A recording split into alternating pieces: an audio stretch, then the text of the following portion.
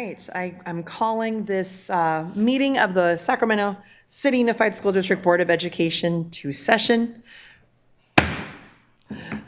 Superintendent, roll call, please. Member Jean. Here. Member Kayada. Here. Member Benjamin. Here. And Member Ibarra. Present. We have a quorum. We have a quorum. Is there any public comment? No public comment. Thank you. We will move into closed session.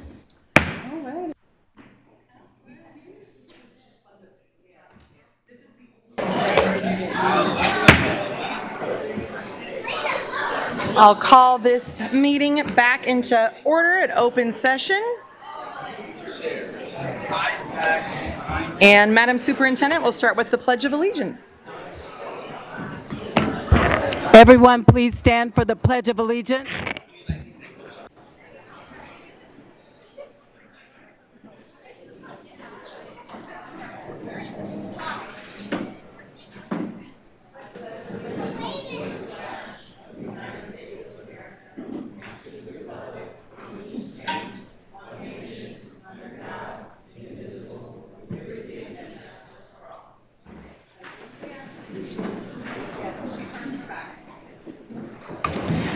And now to our student board member for our broadcast statement. This meeting of the Sacramento City Unified School District is recorded. The recording will be cablecast on Metro Cable Channel 14, the local government affairs channel on the Comcast and DirecTV UVerse cable systems. The recording will also be closed captioned and video streamed at metro14live.southcounty.gov. Today's meeting replays Monday, November 24th at 12 p.m. and Tuesday, November 25th at 6 p.m. on Metro Cable Channel 14. Once posted, the recording of this meeting can be viewed on demand at youtube.com/MetroCableChannel14. We welcome members of the audience to address the board.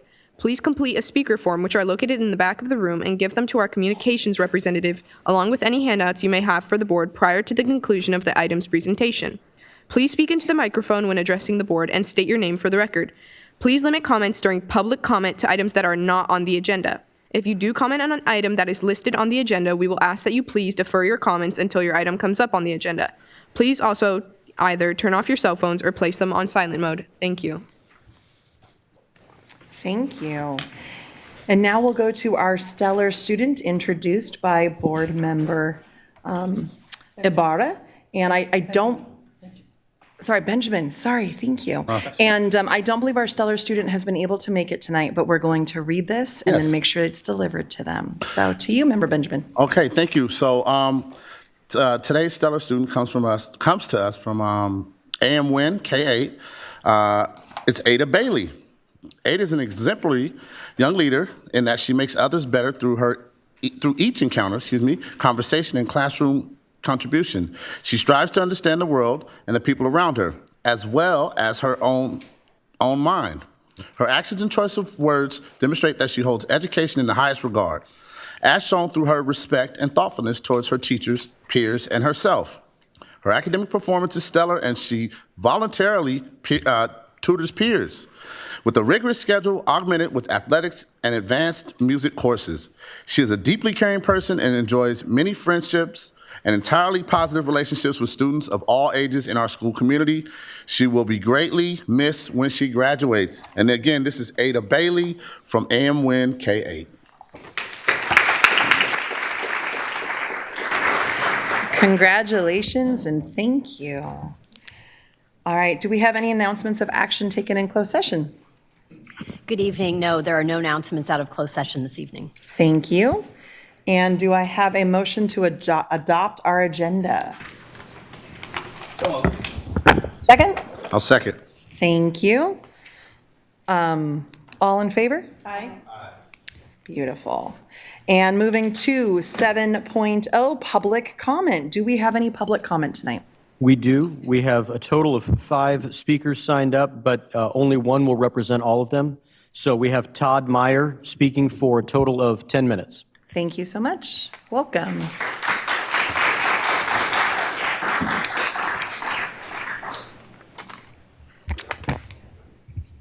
Hello.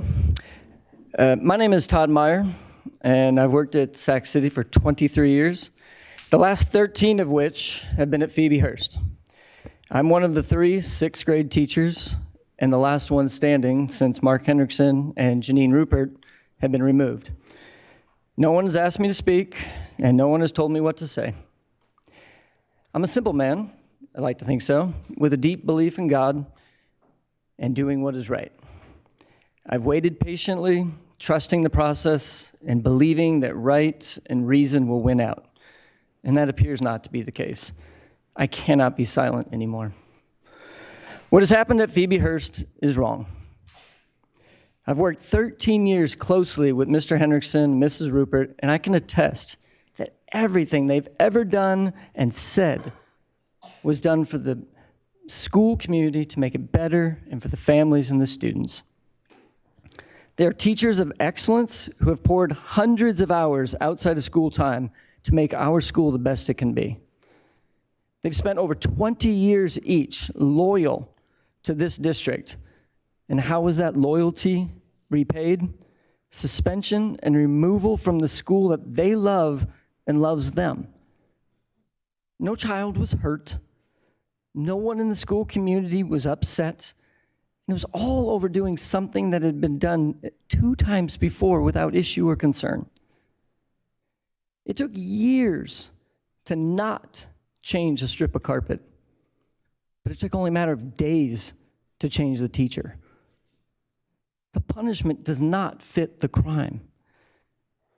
It was not the only option for the district, and it certainly was the most severe and serious. You have to believe this was a strange course of action given the circumstances. Now, Phoebe families have attended every board meeting for months, including tonight.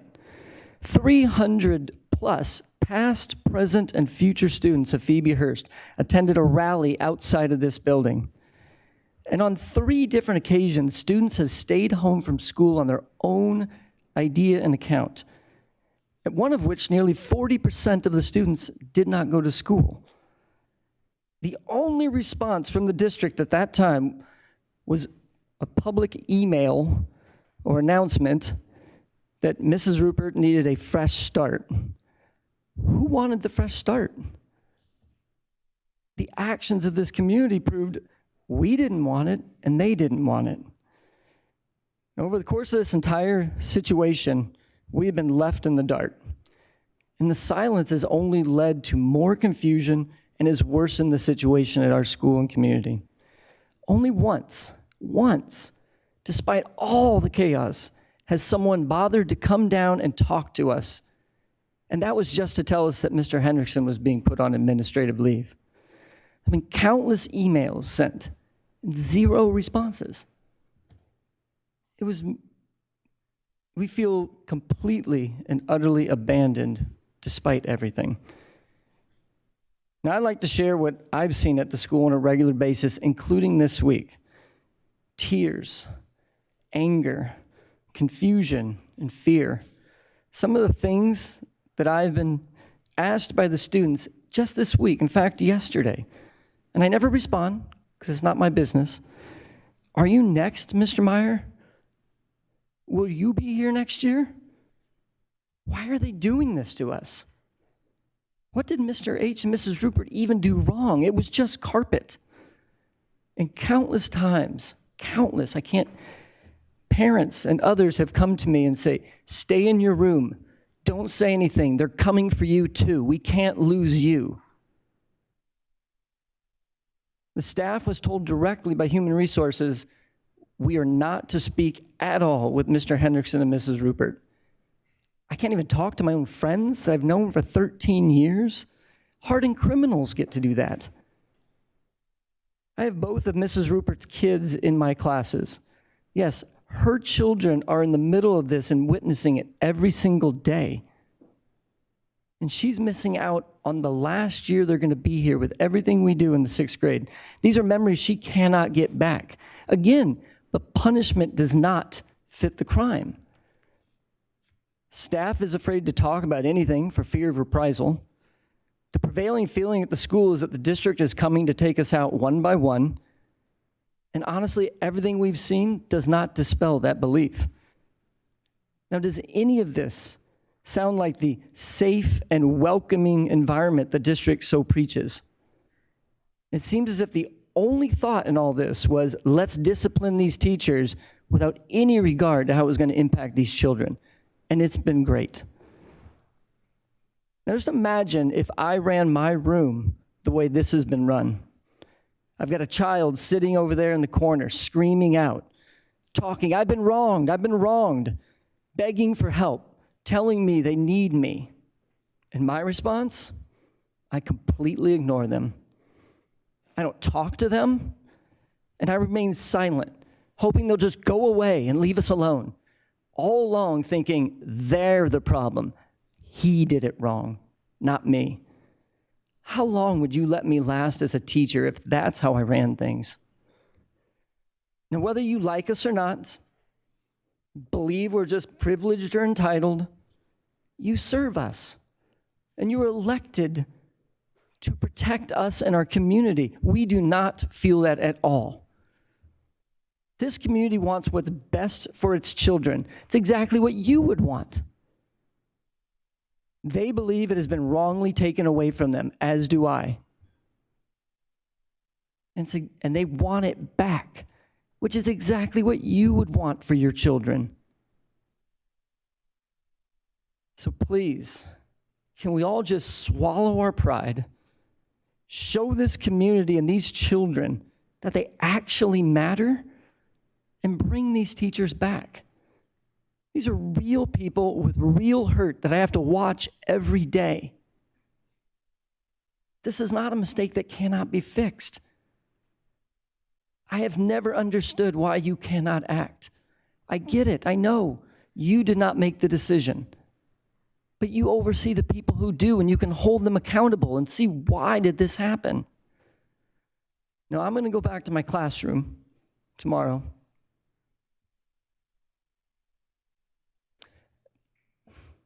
And I'm going to do what I always do. I'm going to give 100% of my life to those families and those kids that I serve. And I'm going to treat every single child the same. I'm going to build a loving and forgiving community there. And I'm going to listen to every single voice, even if I don't like that voice. It's because it's what you expect me to do, and it's the right thing to do. All we ask is you do the same, because it's what they expect you to do, and it's the right thing to do. Thank you.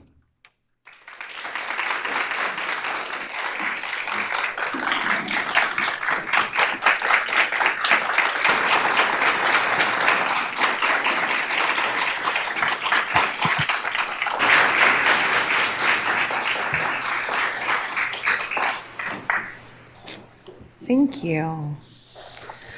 Moving on to our consent agenda. Do I have an action?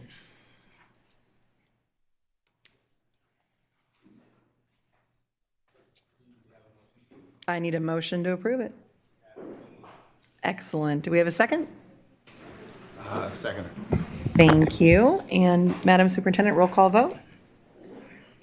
Student preferential. Thank you. Aye. Thank you. Member Jean? Aye. Member Kayada? Aye. Member Benjamin? Aye. Member Rhodes? Aye. Member Ibarra? Aye. So moved. Moving on to 9.0, communications. 9.1, employee organization reports, SCTA.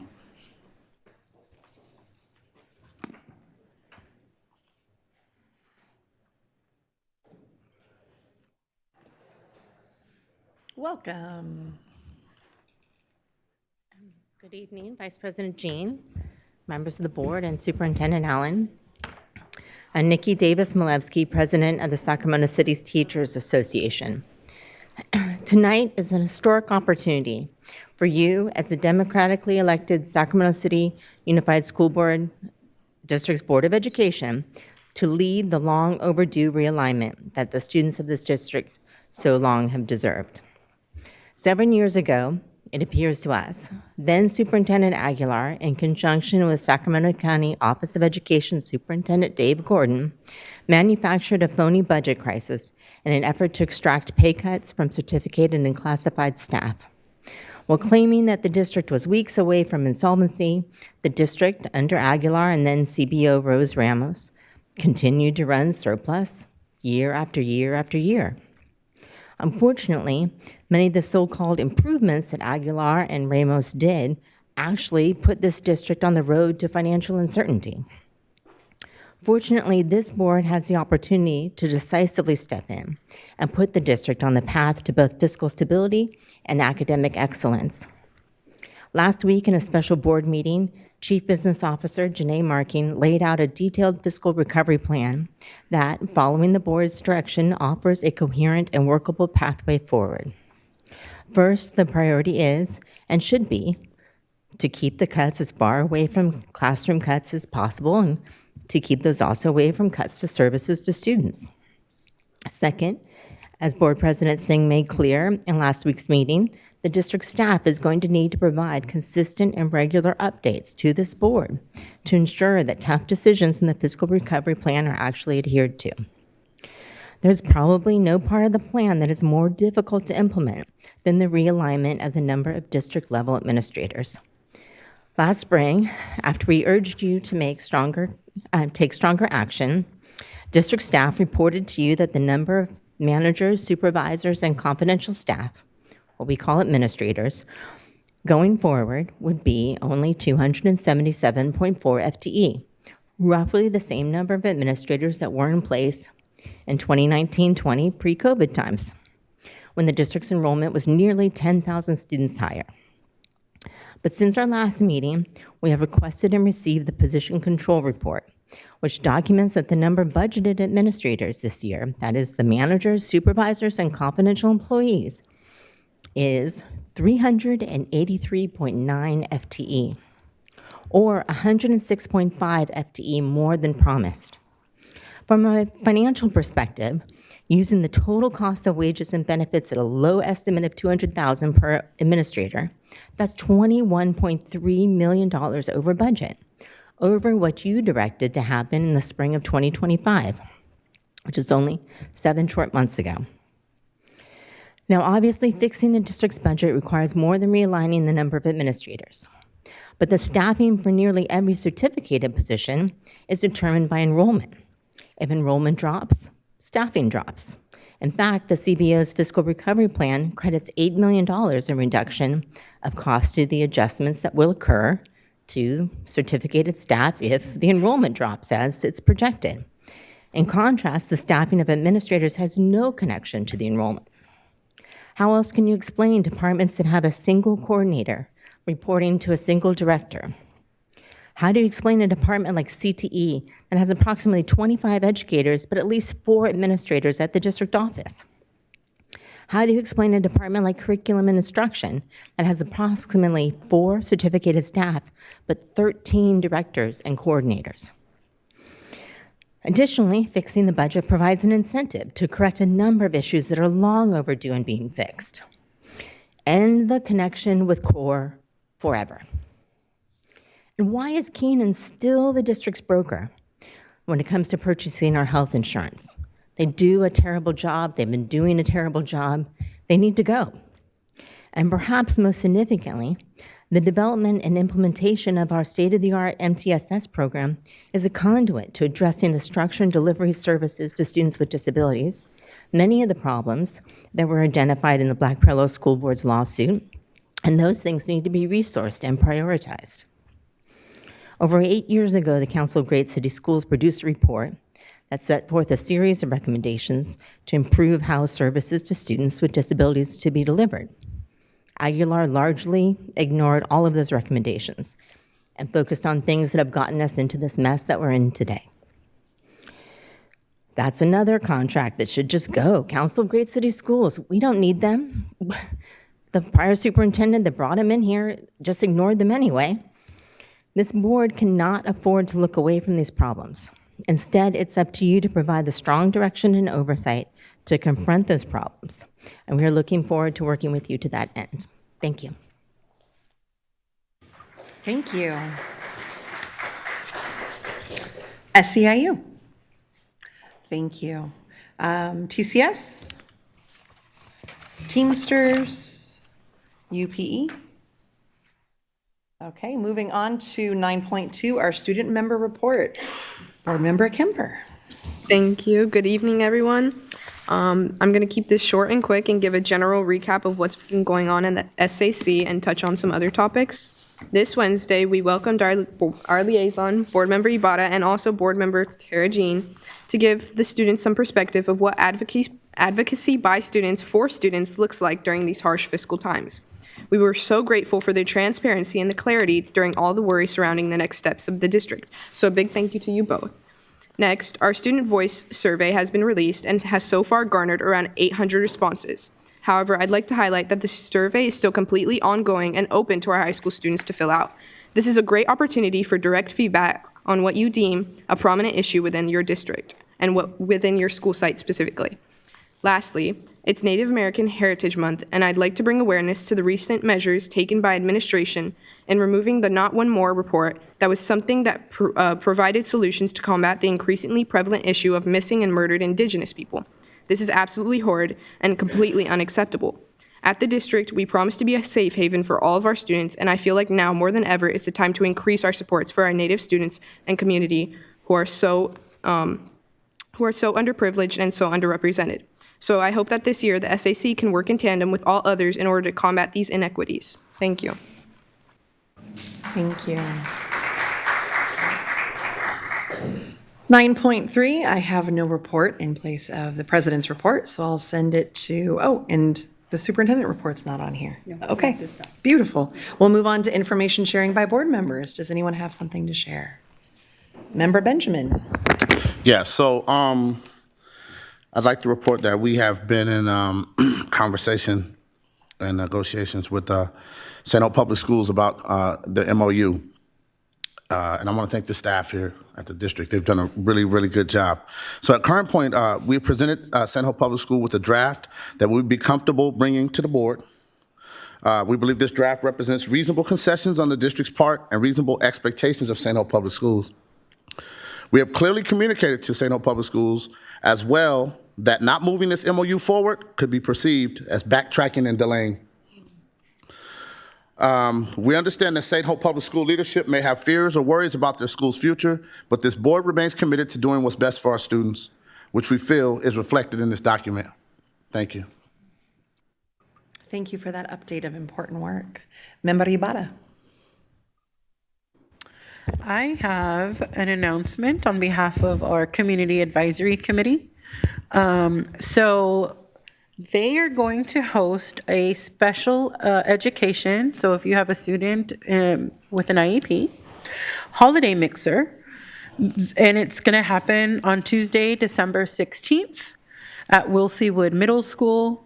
We do request that you register. So we have some flyers that have been circulating on our social media, and I believe it'll be coming out in our Parent Square. I just don't know when, right? It did already? I was going to say, I think I did. So we already have it circulating on Parent Square. And it's just going to be a day to have fun and really just celebrate our kids and make it a fun experience for them. Live music, family fun, resources, food and drinks. So please get ready for a magical encounter as Santa Claus himself pays a visit to spread holiday cheer. And families will get a chance to not only meet Santa, but drop off their Dear Santa letters and have a snap of a festive photo. So if you are a special education family, please register and join us for this holiday mixer.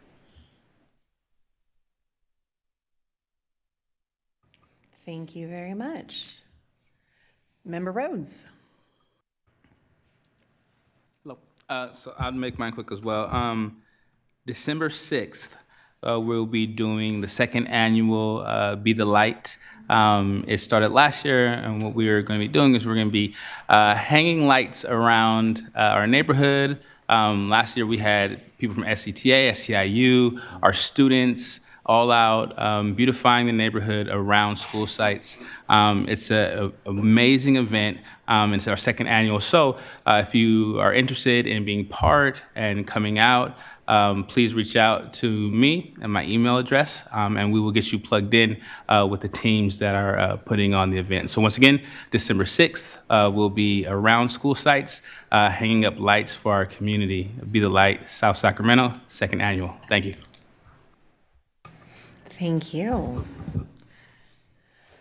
Moving on to 10.1, recognition of November 2025 as California Sikh American Awareness and Appreciation Month and 1984 Sikh Genocide Remembrance. I have the honor of beginning this presentation in collaboration with our board president, Member Singh. He and I have been chatting a lot about how we continue to honor our Sikh Americans.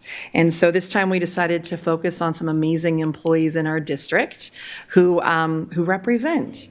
So I would like to welcome Manpreet Kaur, our Director of Youth Development, to the dais. Manpreet would like to share that as a woman, she feels proud that Sikhism teaches the importance of education for girls and how women are the change agents of our society. Isn't that true? Sikh teachings promote the equal status of women and men, and as an educator working in Sacramento communities, Manpreet keeps women's education and their well-being at the forefront of her mind. Manpreet, would you like to share a few words? Just thank you for having me and giving me this opportunity to speak and bring some awareness about this month. As a Sikh, as I stated in my statement, that I feel very proud that this is a religion that really highly emphasizes on the importance of education for girls and how I'm asking followers to treat sons and daughters as same, and also equal status for women as men, especially during time when women were not as empowered and there were a lot of names given to women. Some of the other high principles are equality, honest living, and always staying positive in all circumstances, and then serving others, service to others. Working in Sac City, this is now it's more than 20 years. I'm forgetting what year I started. I started as a substitute in 1998 while working on my credential. So my start in Sac City was as a substitute. I feel like it's a calling where I can to this higher power that I can serve students, especially focus on the emphasis on the education for girls and also service to others, and then teaching positivity all the time. And I feel proud that I'm the Director of Youth Development Support Services, which fits highly with all the qualities that Sikhism teaches us. And thank you.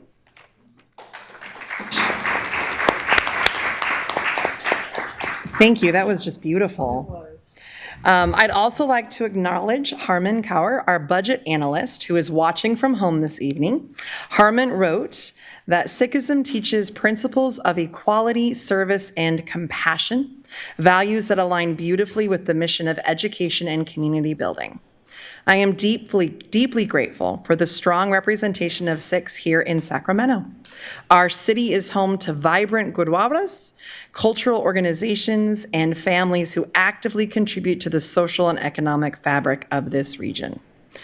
Harman, I just thank you so much for you and your contributions to our students and our staff. So thank you so much. I also want to give a shout out to our president, Jasjit Singh, who is the first visibly elected Sikh official in Sacramento, marking an important milestone in representation. And he wanted to share that the Sikh values of equality and justice and seva, known as selfless service, support SCUSD's commitment to equality and inclusion. I wanted to just do a moment of silence because November does include the remembrance of the 1984 Sikh genocide in India, where the Indian government officials organized, enabled, and carried out widespread targeted violence against Sikhs.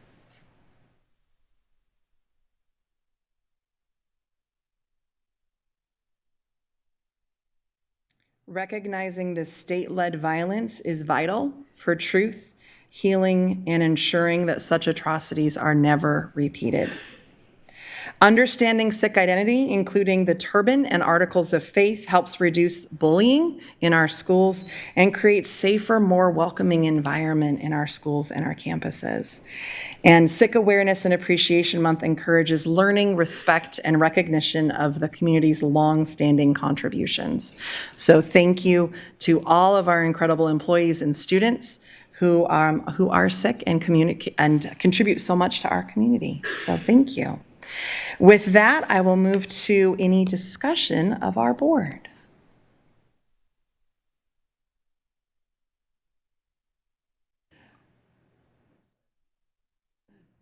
All right. Member Benjamin, or are you just, you're good. We're just, yeah. I think there's a beautiful silence and respect here. So thank you for that. I don't know how you follow up from. Thank you all for the honor of your silence as well. All right, moving on to 10.2. I'm very excited about this presentation. It's been long coming, all the work you're doing. MTSS Proof of Concept Update. Welcome to the dais.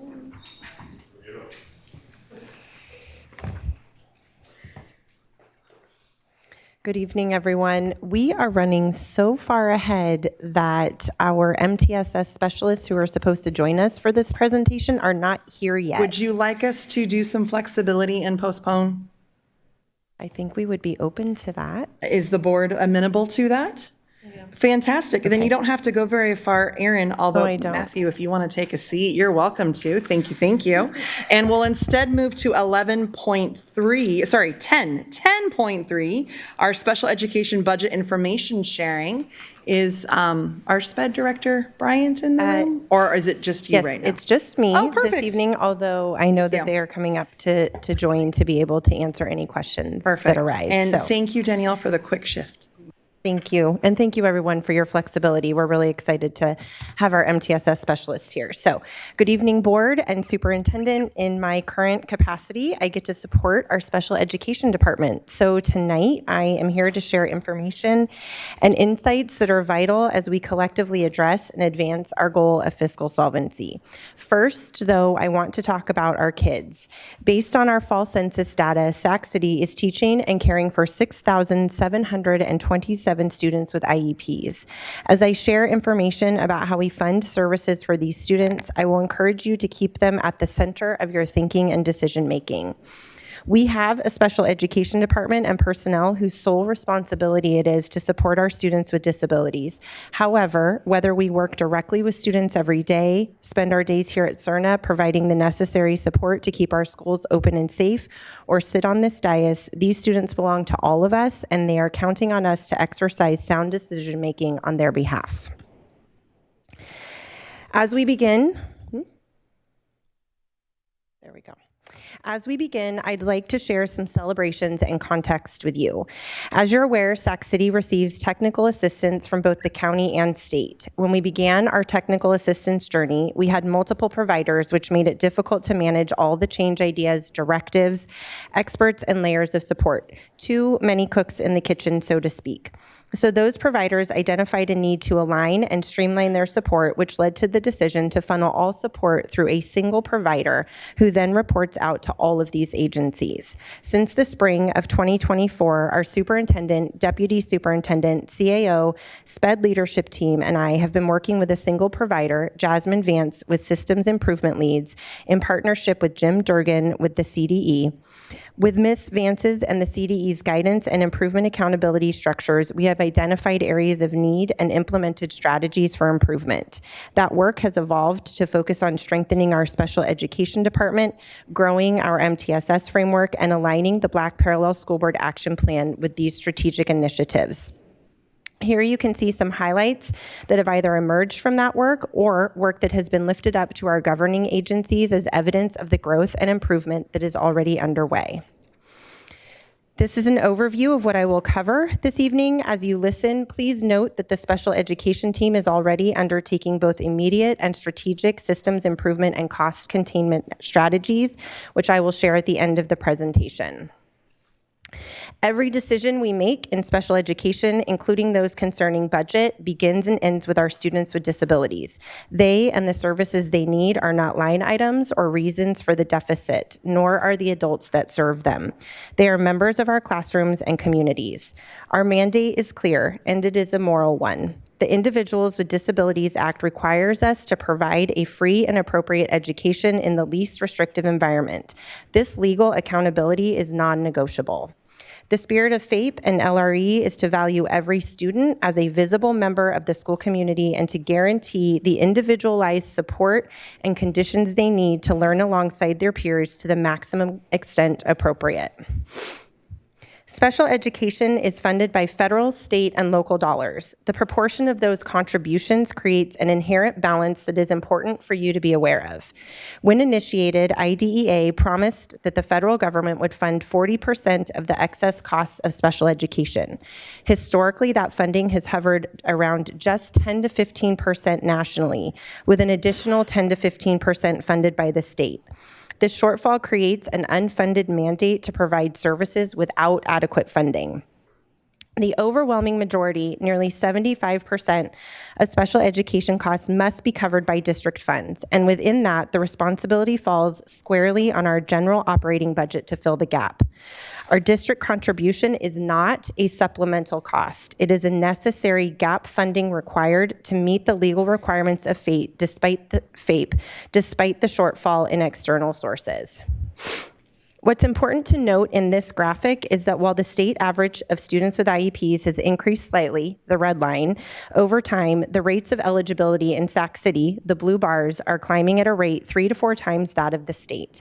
Our 6,727 students with IEPs represent 17.9% of our total student population, with the state average hovering around 14%.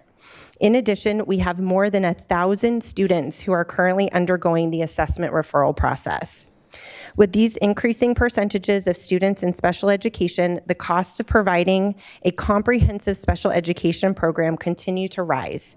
At play is increasing student identification, especially in the areas of autism, other health impairment, which includes higher rates of ADHD, and speech and language impairment, which extends far beyond the former understanding of speech articulation needs to the social and interpersonal communication skills that our young people have struggled to develop without additional support in the wake of COVID. Additionally, our commitment to our staff means we have significant increases in fixed costs, with salaries and benefits being the single largest cost center for all services. Another critical issue is the persistent shortage of specialized education staff.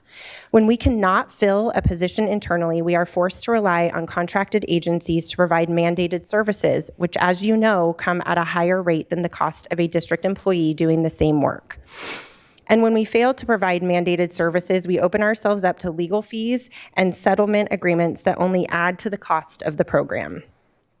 For anyone who has been in a room with me over the last 2 months, you have heard me say you don't have a special education problem without first having a general education problem. While the rising cost of special education is not necessarily a failure of general education, we must ask if we are seeing over-identification in certain areas that are driving the unnecessary expenses. For example, we now have nearly 80 reading intervention teachers serving students at all of our elementary sites. So it's critical to ensure that all students who need that intervention have access to it before we determine they need specialized academic instruction. To funnel students into special education without first applying that intervention will result in the over-identification of students with possible reading difficulties who might be fully served in the general education setting. Our responsibility in general education is to support our staff with the training and resources they need to identify those needs early, apply the necessary interventions, and work to keep students in general education, the least restrictive environment we have to offer. The rising percentage of students in special education point to a failure in that responsibility. Here, I want to highlight a critical and often misunderstood difference between standard budgeting and budgeting for special education. In departments like curriculum and instruction, we begin our budgeting process with data and needs, priorities and goals, and revenue streams, and build our budgets to maximize allocated dollars for student supports. In special education, student need and the cost of the services needed to meet those needs drive the budget. In typical years, the special education team carefully projects the annual budget based on known student IEPs anticipated evaluations, and rising personnel and contract costs. This projection represents the true cost of compliance at the time of the projection. Based on fluctuating student need and our responsibility to give our improvement efforts time to work and to keep our maintenance of effort as low as possible, the adopted special education budget is typically set lower than the projected need. This creates an intentional planned gap at the start of the year. The expectation is that the district contribution, so the transfer of general funds, will be drawn on throughout the year to cover that gap, causing our general fund to absorb the shortfall based on real-time student needs. This mechanism, along with lower than ideal state and federal funding, means that the special education budget is inherently designed to rely on resources that could otherwise be allocated to general education programs. The risk, and we are seeing it now, is that we do not have adequate funding to cover the gap, so we draw funds away from critical improvement efforts and contribute to a widening fiscal deficit. Perhaps the most striking example of this is how the very funds we need to expand our MTSS framework to support our staff to identify and provide those early interventions that can prevent the need for special education services, keeping our children in the least restrictive environment, are then limited by the need to fund the special education services which they are specifically designed to prevent. Which brings us to our current reality. In March, based on the factors described in slide 7, we projected a total need of $224 million for the 25-26 school year, and the board adopted budget was set at $181 million in June. This leaves a projected difference of $42.7 million in, as of yet, unfunded needs for special education services. You've heard CBOO Marking refer to special education in relation to the fiscal solvency plan, specifically highlighting the importance of building in flexibility for unexpected and/or fluctuating needs. In recent years, our budget has had the capacity to absorb this gap. Now it does not. This practice of adopting a budget lower than the projected need, combined with the over-identification of students for special education, has created a widespread and too frequently repeated misperception that special education is constantly asking for more money or is out of control. This narrative is not only inaccurate, but it is destructive and irresponsible in that it places a disproportionate burden of our budget challenges and thus the weight of cutting costs on our most vulnerable students and the dedicated staff who support them. In closing, I want to build your awareness of the cost containment strategies already underway. While I won't read these details to you now, I want to highlight the tremendous commitment of our special education team and practitioners to tackling these momentous challenges. In fact, it is why Assistant Superintendent Becky Bryan and our special projects consultant, Dr. Iris Taylor, returned to Sac City with the clear intention of serving our students by leaving this work better than when they found it. This dedication is shared by our practitioners who come to work every day striving to do better for our kids. Just yesterday, for example, our special education team, SCTA leadership, and program specialists met, and in a manner that demonstrated their clear passion for correcting systemic inefficiencies, actively discussed and collaborated on examining and improving current practices that pull valuable resources away from our students. The strategies we've outlined reflect our special education's team's ongoing commitment to lowering compliance costs, but we must understand that the true cost of containment lies not in reducing special education funding, but in reducing student need and our reliance on special education to meet those needs. That is why our most important strategy is to look beyond the special education department and engage the entire system.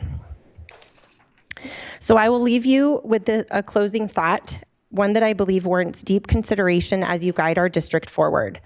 Expanding MTSS to deliver high-quality Tier 1 instruction and early interventions is both a fiscal strategy and a moral imperative that directly addresses the needs and outcomes of our students. It is a proven, proactive solution that will ultimately reduce our collective reliance on special education services, ensuring more students can access high-quality learning alongside their grade-level peers in the least restrictive environment.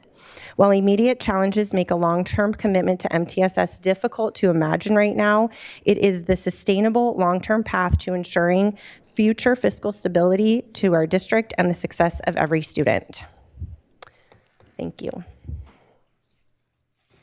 Thank you. Do we have any public comment? We do not. Any board discussion? Member Kayada.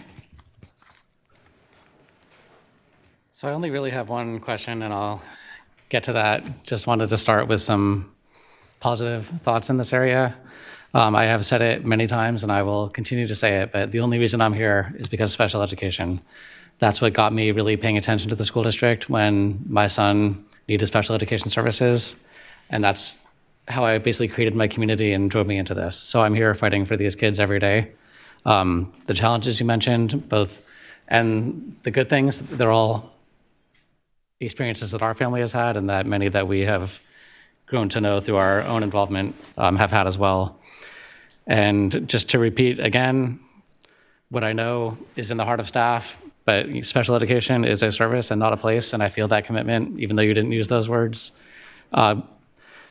We spend a lot of time as a special education community, I would put myself in there, and then me personally, when I speak on this subject here from the dais, in talking about our challenges and the areas of improvement that we need to make in special education. But I think it's important to contextualize that while there are challenges, and there are many challenges, traditional public schools like Sac City Unified are a refuge for families with kids with disabilities. We are the place where you go if you need these services. The reason I started off very frustrated with our special education department is because I was already being failed by our healthcare system. And their answer was, let's just get you over the line until your kid turns 3, and then it's the school district's problem. Society pushes special education onto school districts, and we are the ones who serve that need. Private schools don't do it. Charter schools are not very good at doing it. We are the place that you go. And so we push back and we complain, but at the end of the day, I would be the first to recognize that this is the place that allows our kids to thrive in ways that they definitely weren't before IDEA, and they wouldn't be if we weren't really willing to make this commitment, even though it costs us a lot of money and we're not getting reimbursed in the way we should have been for many years.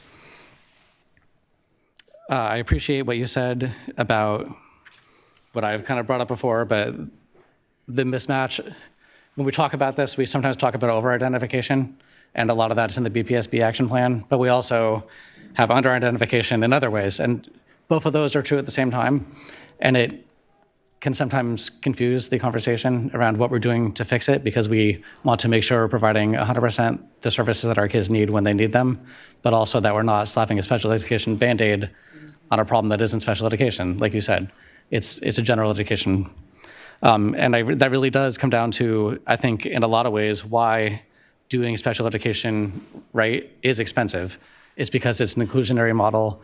It's treating kids as general education students first, always, before they're a special education service recipient.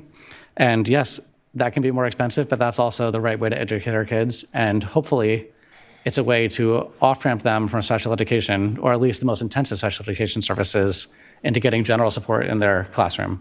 So that's really kind of where I'm hoping we can start moving towards. And I know we're having that movement, and Member Ibarra and I on our special education board committee here, we're trying to get into that work, because it's not about setting a budget, benchmark.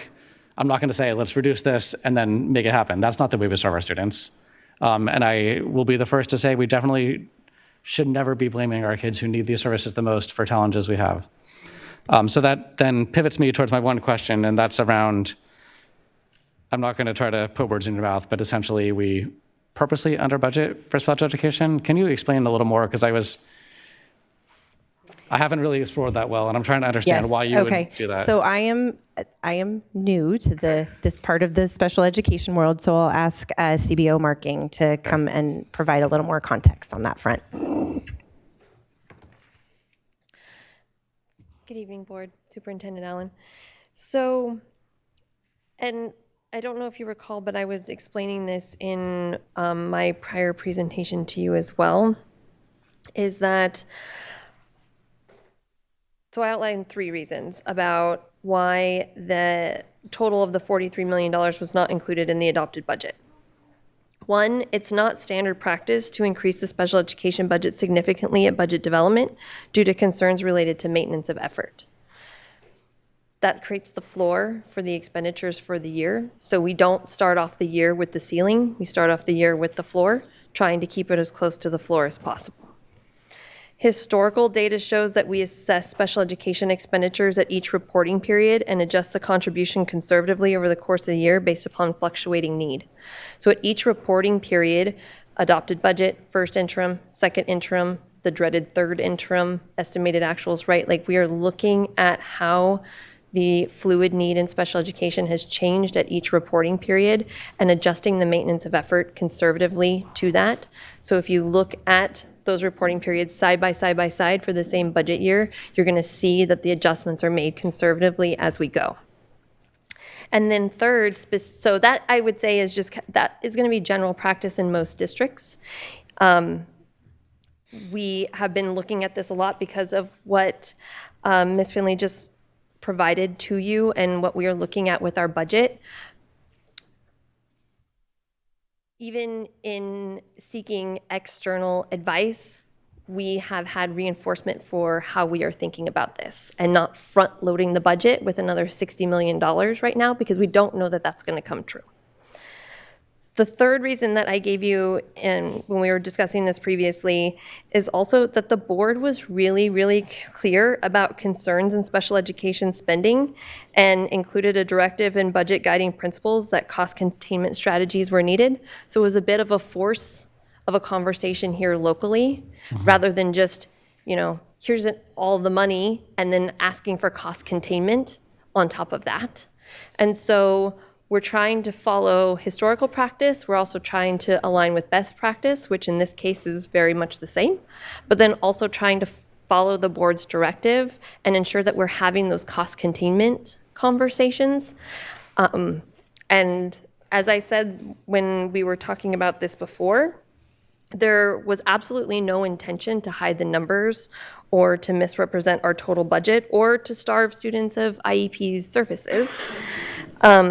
Based upon our standing in June, as was shared, we did have additional capacity within our budget, as we have always had, to move the money at those reporting periods to meet the need, but at the same time not front loading that maintenance of effort in the budget, right? Like it's a delicate balance to make sure that we are prepared to meet the need of our students with IEPs and the services that they need, but also really, really keeping an eye to that maintenance of effort and also, again, the board direction to ensure cost containment. It was the nexus of the three. We had that capacity in the budget when we started the year, so we were confident that no matter what, the services would be provided. And no matter what, we had capacity for it. That has changed over time, but I think that's more detail to describe what Ms. Finley was bringing to you. But it's a fine dance. It's a difficult balance. There was not any sort of intention to say that we couldn't fund the services, but rather we're just looking at that budget in whole and also asking, how are we containing the maintenance of effort? Is everything in the special education needed to be in the special education budget? What are we doing to try? So if we think that we need $43 million, what are we doing to maybe make that $23 million? Those kinds of conversations needed to be had. I think I understand in some ways what you're saying, and that it puts pressure on us to try to control the costs and contain the costs and make investments, but it also, as a board member, when I'm making decisions on what other investments we can make as a district, or how we're handling negotiations with our labor partners, essentially, it almost seems like we've built in a reserve for special education that doesn't exist within their budget line. And if I don't really have that in front of me, I'm not making a fully informed decision when I make investments in other places. If we really are counting on that money being there if we need it. And especially since we're running such a lean budget, it feels like we're, with all noble intentions, setting ourselves up for failure as we do the subsequent interim updates, where we're finding out that actually we need to pull more money in than we had hoped, but we could have actually maybe projected it. So I think I don't want to, take away those pressures that we would like to build into the system to try to control the costs and contain the costs. But at the same time, I'm very concerned about a plan that relies on pulling from other funding sources to make up for gaps that we are able to predict in some ways, even if we don't want to get them, that we have a feeling it could happen. I'm not sure what that looks like at this moment. I feel like when you're saying this, some of what I've heard before is actually coming into light now. It makes sense, but it's never been this explicit. And it's really challenging to me as someone who's done budgets to have a budget that is purposely below where it could be. There should be some sort of recognition and identification of the possible contingency, basically, so that the board and the public understand what this is, and it doesn't seem like we overspent special ed, because it sounds like now we're saying these $43 million weren't actually overspent. We kind of had a feeling this might have happened. We were hoping it wouldn't happen, but it did. And now all of a sudden, schools can't buy supplies. Okay, I'm gonna still have to process this and seeing if other board members have comments, but I will say I'm uncomfortable with a budget that's below what we reasonably think we might actually need.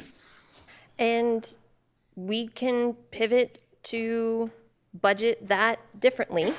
Again, we're following historical practice as well as common practice and recommended best practice in many cases. This is the way that the special education budget is looked at because it is a contribution. Mm-hmm. However, if the board seeks a different way of budgeting it in order to communicate it differently, that can absolutely happen. We just need to know what that looks like. I think previously it was maybe not said, but thought to be earmarked in that unassigned part of the fund balance, mm-hmm. right? Like that's immediate capacity right there. That unassigned amount in the fund balance, I think, has always been enough to cover the need and more. This year's adopted budget was a very fine margin. We had a little bit in unassigned. We had about $8 million in unassigned at adopted budget. But I think historically that's kind of playing into this practice. Another way that you could look at it or perhaps think about budgeting it is to add a line into your assigned fund balance. Mm-hmm. So therefore it's not actually in the budget per se under the contribution, again, trying to manage that maintenance of effort. But you could potentially project and earmark a section of the assigned fund balance to reflect this. That way at least you have the tabulation of it and a way to account for it. As you know, budgeting, there's practice and philosophy in budgeting. It's not perfect. Mm-hmm. And we could absolutely make adjustments to those assumptions if there's a different way that the board wants to see it. But we have just been following the practice as it has been and as it is commonly handled, as I've said. But I understand the question and I understand why it seems awkward. I completely get that. Mm-hmm. I think, I don't want to provide any sort of actual recommendations given that I'm still processing this, but what you said is where I'm starting to form in my mind. Sure. Is I like the idea of setting a budget that's low as a goal to reach, but I want that contingency identified. And maybe part of that is that we intentionally, if we need to draw from the contingency as the year goes on, the board sees that happening. And so we're sending the message to staff that we want to hit this number, but we do have a plan. And that money is purposely set aside. And when someone is coming and saying, hey, you've got extra money unassigned, can I use that for this amazing service that we can do? And I say, well, actually part of that has been earmarked for special education. And if we come to the end of the year and we haven't used it, then great. But we're not going to back ourselves into a corner like we are now. Mm-hmm. So that's where I'm thinking. But I really do appreciate understanding that better because that is helping clarify a lot of where we are right now. Yeah. Okay, that's it from me. Yeah. And just to be honest, like we are facing this for first interim right now. We know the contribution is going to change. What does that look like at first interim? Is it the full amount? Is it a portion of the amount? Is it in the amount that we've seen spent so far this year? Right? Like all of those can be appropriate ways to budget. It's just a different way to approach it.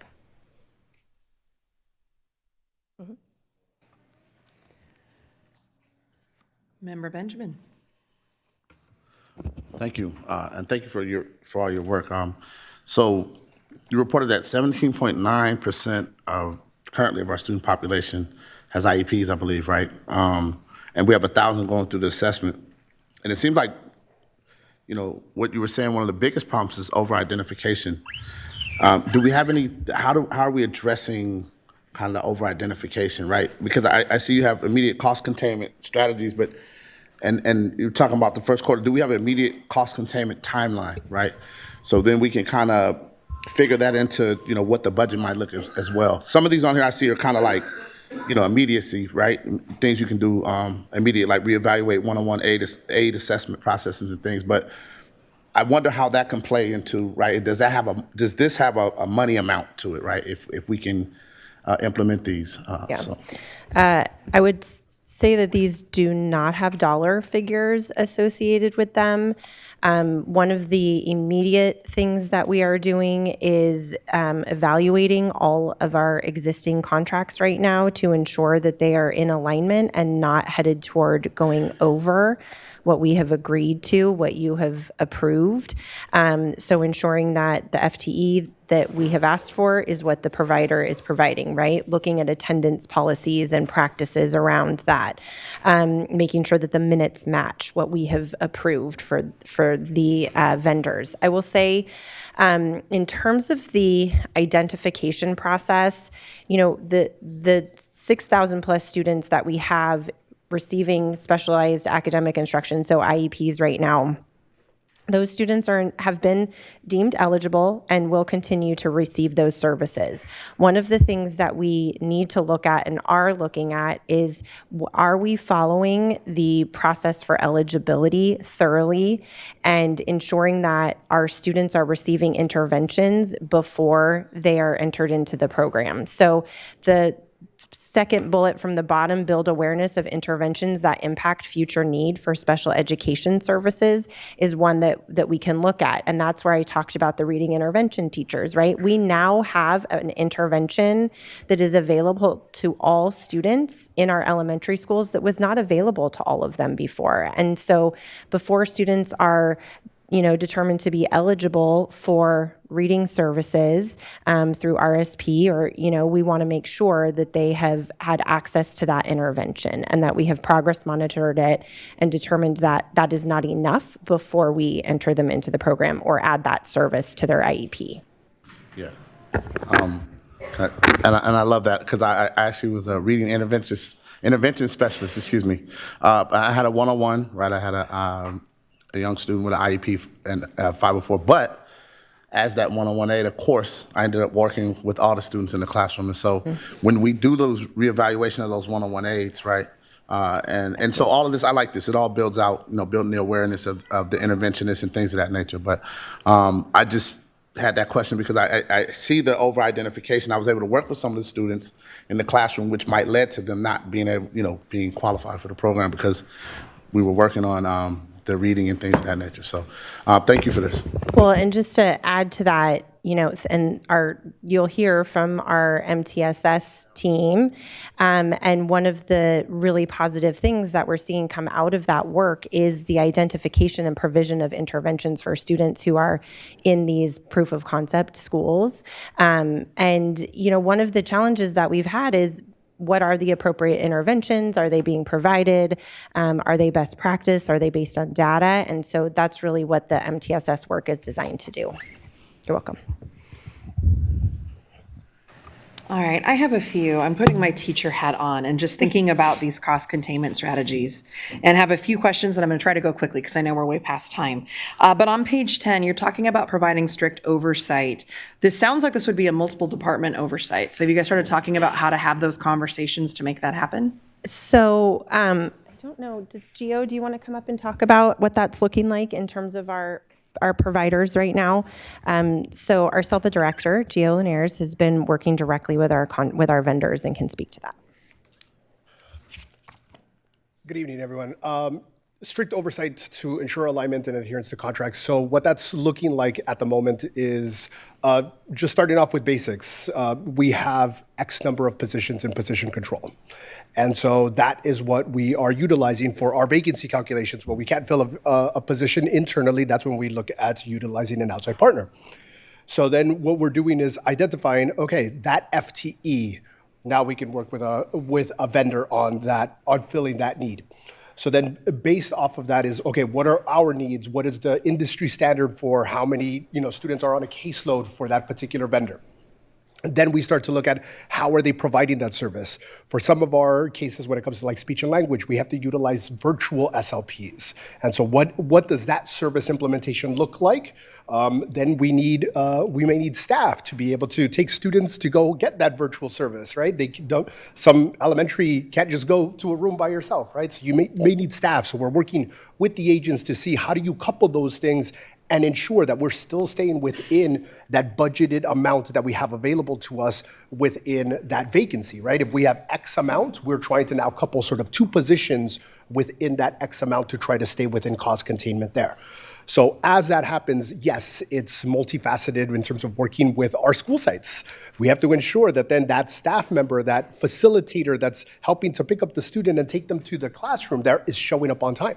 That they're available, that they're following all of the instructions, that the technology is set up. So we are working with our site administrators and our office managers to is Johnny showing up on time? Do they have everything they need? And when we have questions or we have concerns about that, that's when it makes its way to a program specialist, it makes its way to an administrative teaching and learning, then eventually it makes its way to me so that I can say, hey, partner, this is not working very well. We need to make adjustments. What else can we do to try to stay within sort of this budgeted amount? So that's what sort of strict adherence is kind of looking like in terms of the formation of not just the service, but the implementation of that service down to how are staff showing up? What does attendance look like? What does behavior look like? What does their knowledge around the IEP process look like? All of our vendors have to have training around what's known as AB 1172, which is on positive behavior supports and the implementation of that. So we hold them accountable to, you've not only shown me that you've done the training, but your implementation of that now is in alignment with those standards set forth by that legislation. Thank you for sharing how complicated this is. I'm really excited to see that we are reevaluating the one-on-one aid assessment process. I know that we've started having some conversations, and being a high school English teacher and sitting in IEPs, and you're sitting there going, the student it has these particular needs. What are our resources? And of course, the really rich resource is to get a one-on-one aid. That's also an incredibly expensive resource. So how are we having conversations? And I'm thinking looking forward to the MTSS specialist presentation to think through how are we looking at the IEP conversations and what students need, and then building into our level 2 MTSS supports, so that it's not jumping to what I would call level 3, which is one-on-one aids, right? That is an intense jump. So I'm glad we're reevaluating that. One thing that you didn't mention this time, but I remembered it from our previous presentation when we were talking about costs, and you were giving us all the contracts, and that was thorough. We're spending a lot on behaviors. And MTSS and a lot of the conversation tends to be around learning, but behavior is obviously a growing need. So I don't know that I have anything that I'm going to ask you to comment on for the sake of time, but I want to say that I'm looking forward to continued conversations about what do students need, what behaviors are we facing and seeing. As a teacher, I can say being in the classroom today is different than 6 years ago. May I say Please something do. quick about that? There are a couple of different things about that. The first is that the way that we have built our MTSS framework is that behavior supports are built into it. So when we talk about what the assurances are through MTSS, it's around academics and it's around culture and climate. It's around building those inclusive learning environments where students feel safe, like they belong, and building in restorative practices as preventive practices, not just restorative justice as a response. And so those behavior supports are built throughout Tier 1, Tier 2, and Tier 3 in our MTSS framework. So that piece is, on one side in terms of the general education piece. And I know we are short on time, so I'm not going to ask Assistant Superintendent Bryant to come up here, but one of the strategies is that the special education team has envisioned and is building a comprehensive behavior support team. Excellent. And so we have behavior intervention specialists, we have BCBAs. There's been a lot of work this year to determine who provides what support. And so that is part of the vision moving forward with the special education team, is that we have a behavior support team that's able to identify, is this a one-to-one need, or what are the things we need to do first for the student, for the teacher, looking at the classroom environment, et cetera, before we assign those one-to-one aids. Excellent.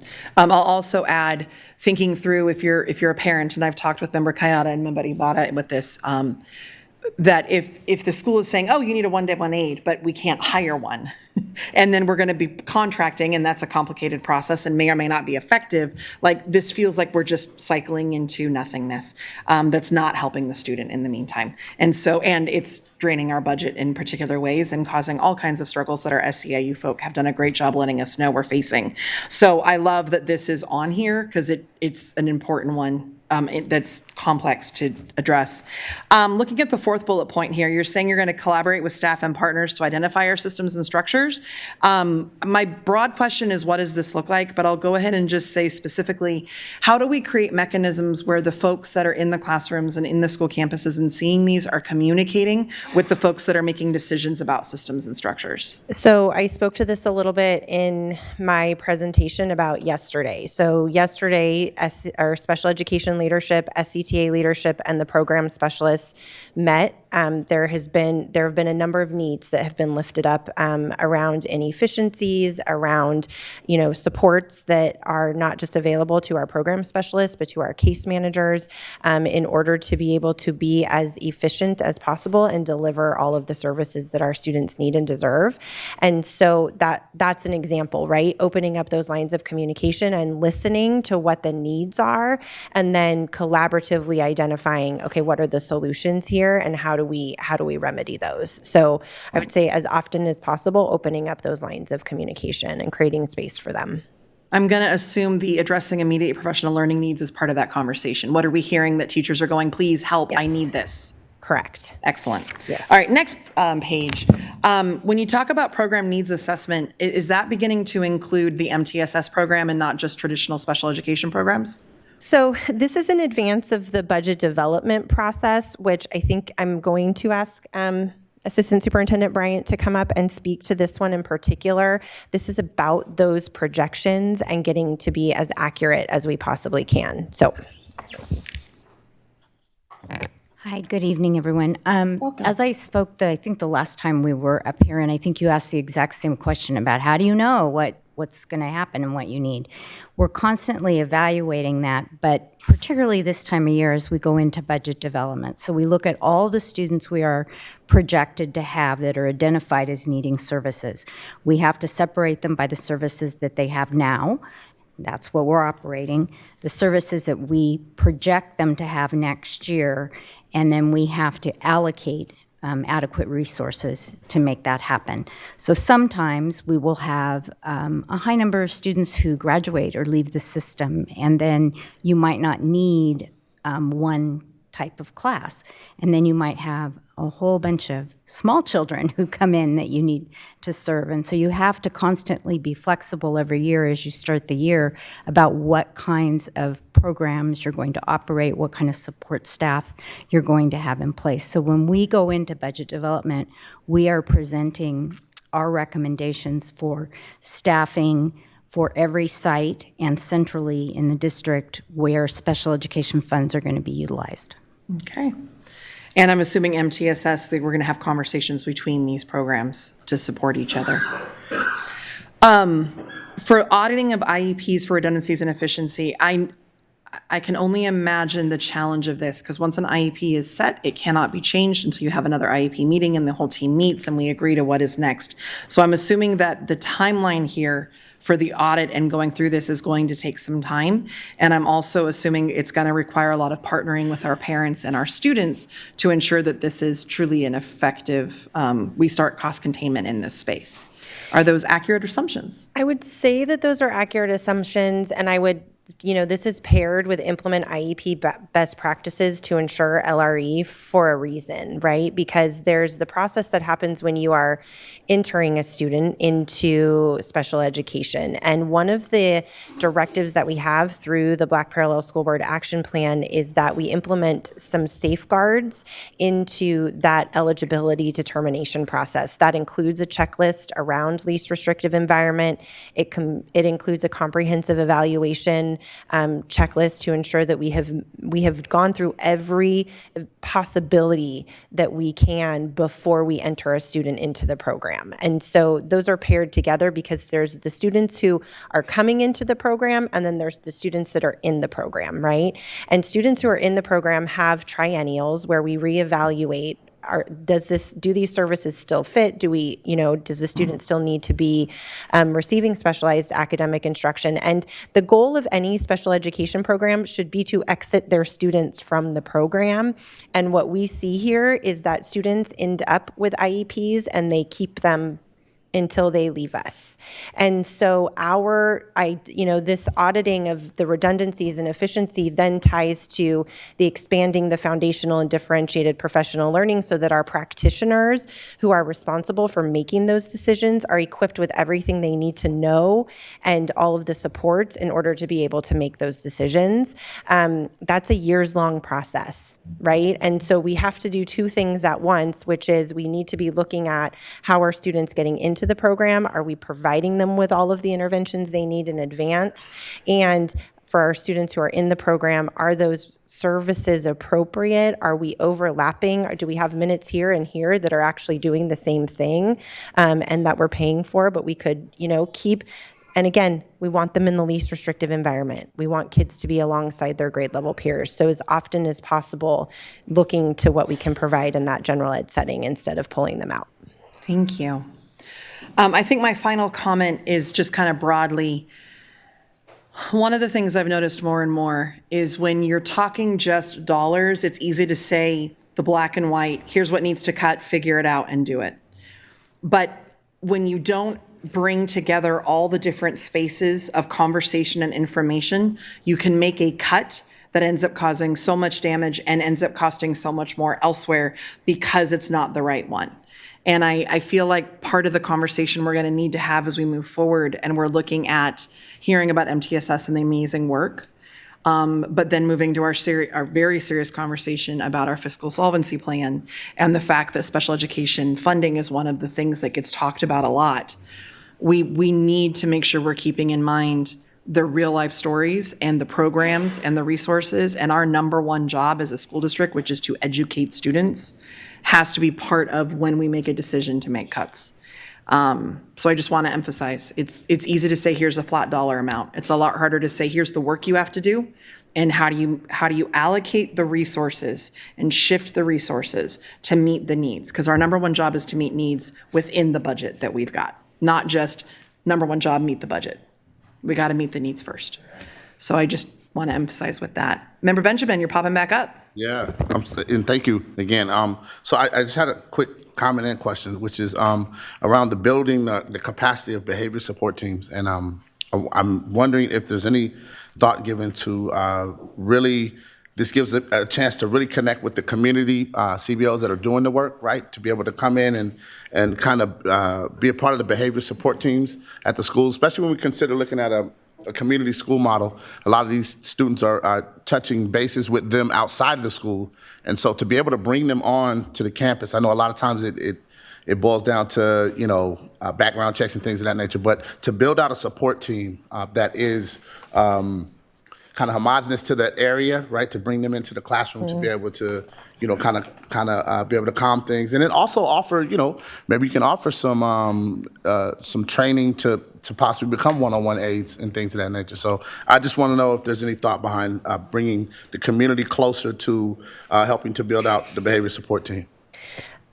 I would say not directly yet in terms of the behavior support team. That is an excellent suggestion and one that we can definitely explore. I will say that we do have a lot of community partners that come onto our campuses and are critical team members in terms of supporting our students and providing those early interventions. Particularly, one of the things that we talk about in the world of behavior and trauma-informed care is that students need one caring adult, right, that they can go to and who they can rely on. And so oftentimes, we see community partners serving in that capacity in our schools. And so exploring that as part of a formalized behavior support team makes a lot of sense. Thank you so much. Thank you. Oh, I'm going You're to not going stay. very far because now we're going to bump backwards. I saw people sneaking in and taking seats. So is everybody here? Yay. Fantastic. Thank you. And sorry that we're ahead of schedule. Not sorry. Number 10.2, our MTSS proof of concept update. Excited to hear this on the heels of the conversation we just had. Exactly. Well, I'm back. And now I have the opportunity to welcome not only our MTSS director, Matt Coleman, but several of our MTSS specialists who are embedded at our sites and doing the work of MTSS. So we're very excited and thank you very much for waiting. Let's see, we'll get started. This vision for MTSS in Sac City really captures what we are trying to build together, a culture of support and collaboration where every student has access to succeed. MTSS is not about adding one more thing to our plates. It's about organizing and aligning what we already do so that it works better for our students, our staff, and our families. It's the how behind ensuring every student has a safe, responsive, high-quality educational experience. This framework helps us take a look at our current realities and ask some tough questions. Are our supports equitable for all? Are we developing proactive systems rather than reactive? And are we utilizing our people, our time, and resources in ways that provide every student a real opportunity to succeed? Bringing this to life begins with implementation, with schools building structures, routines, and mindsets that make MTSS more than just words on a slide. Tonight, we'll briefly discuss why MTSS and why now, as well as some of the foundational elements that our proof of concept sites have been working on, developing teams, aligning resources, protecting time in their schedules, and designing tiered supports that meet students where they are. When we talk about MTSS, we're really talking about building a system where every student gets what they need to be successful and where our adults have support, structures, and tools to make that possible. For too long, our efforts to support students have been fragmented. One initiative for behavior, another for academics, another for attendance, another for wellness. MTSS brings that all together into one integrated system. It is not a program. It is how we organize and deliver everything we do for our students. MTSS is the most effective research-based framework for creating coherence across the district. It helps us identify students early, match them with the right level of support, and monitor their progress over time. Instead of waiting for students to fail, we're building a proactive system of support. Why are we doing this right now? Because the need has never been clearer. Our data shows opportunity gaps in academics, attendance, and behavior. Our fiscal reality requires us to use the resources we already have, time, people, and programs more strategically and efficiently. MTSS does that. It doesn't add more work, it makes the work we're already doing more coherent and impactful. I also want to note and clarify one of many connections between MTSS and special education, and I spoke to this in the previous presentation. There are 3 prongs when we determine special education eligibility. The first is, does the student have the criteria for one or more disability categories under IDEA? The second prong is the one that's most critical when we talk about MTSS. It's, can the student make progress in the general education with the high quality, differentiated, and universally designed Tier 1 instruction and supports? This step and this question is essential because it ensures the student struggles aren't due to a lack of instructional access or a lack of supports. It confirms that Tier 1 supports and Tier 2 interventions have been implemented, monitored, and documented. I am going to move this right along because I want to make sure we get to our people. Handing it over to Matt. All right. MTSS is not a single program, but it's a systematic process. And this slide lays out some of the foundational elements of the process at the site level. So each school began by establishing an MTSS site leadership team, the core group responsible for setting the vision and coordinating implementation. From there, schools are building out Tier 2 and Tier 3 teams to manage data, plan interventions, and monitor student progress. These structures provide consistent spaces for collaboration and decision-making. Schools use the Fidelity Integrity Assessment, or FIA, as a mirror. It helps each site assess how well they're implementing MTSS, not just if they're doing it, but how well and how deeply. The FIA helps site identify priorities, and it gives us a way to track growth and implementation over time. It's our internal check for how seriously we're doing this work. Over the past 2 months, site teams have used the FIA to help their schools identify an area of MTSS to prioritize. This priority guides their site-wide implementation. It's not about compliance, it's about collective ownership around an improvement target. Schools then took stock of everything, the people, the time, program, and materials. This is where the creative thinking starts. This step really marks a shift. Instead of saying, we don't have enough, schools ask, how can we use what we do have differently? It reflects a new mindset. How do we use what we already have in smarter, more equitable ways? The biggest lift for many schools is creating time in the schedule for intervention and support. It's also one of the most important. The purpose of building a school-wide schedule isn't about logistics. It's about equity of access. Speaking of what Aaron was just talking about. When we created protected time for intervention and extension, we ensure that every student gets the support they need without missing out on core Tier 1 instruction. This is not about pulling students from Tier 1 to get the support. For an example, if we pull students for Tier 2 interventions during our ELA block, those students will never catch up. They're missing the very instruction they need and designed to close that gap. A well-designed schedule makes time work for students, not against them. It protects Tier 1 while ensuring every student has a guaranteed opportunity for targeted support and extension. Our MTSS schools are developing tiered instruction and intervention matrices that spell out what support looks like at Tiers 1, 2, and 3. These matrices outline who qualifies for which interventions, what criteria trigger a tiered response, and how students exit those interventions. This brings consistency across classrooms and grade levels and shifts our focus from reactive to proactive. In the past, and honestly currently, students are often referred straight to Tier 3 or to SSTs, student support teams, student success teams, without having received systematic support. This approach is reactive and may be inconsistent. Now at our proof of concept sites, schools are redesigning their forms and protocols. SST forms are transitioning to student support requests, or student request forms, and teams are designing processes that help respond to staff and student needs proactively, starting with Tier 1 and Tier 2 before escalating. Through these steps, teaming, resource inventory, scheduling, tier planning, and data cycles, our schools are operationalizing MTSS. It's a significant cultural shift, from isolation to collaboration, from reaction to prevention, and from inequity of access to opportunity for all students.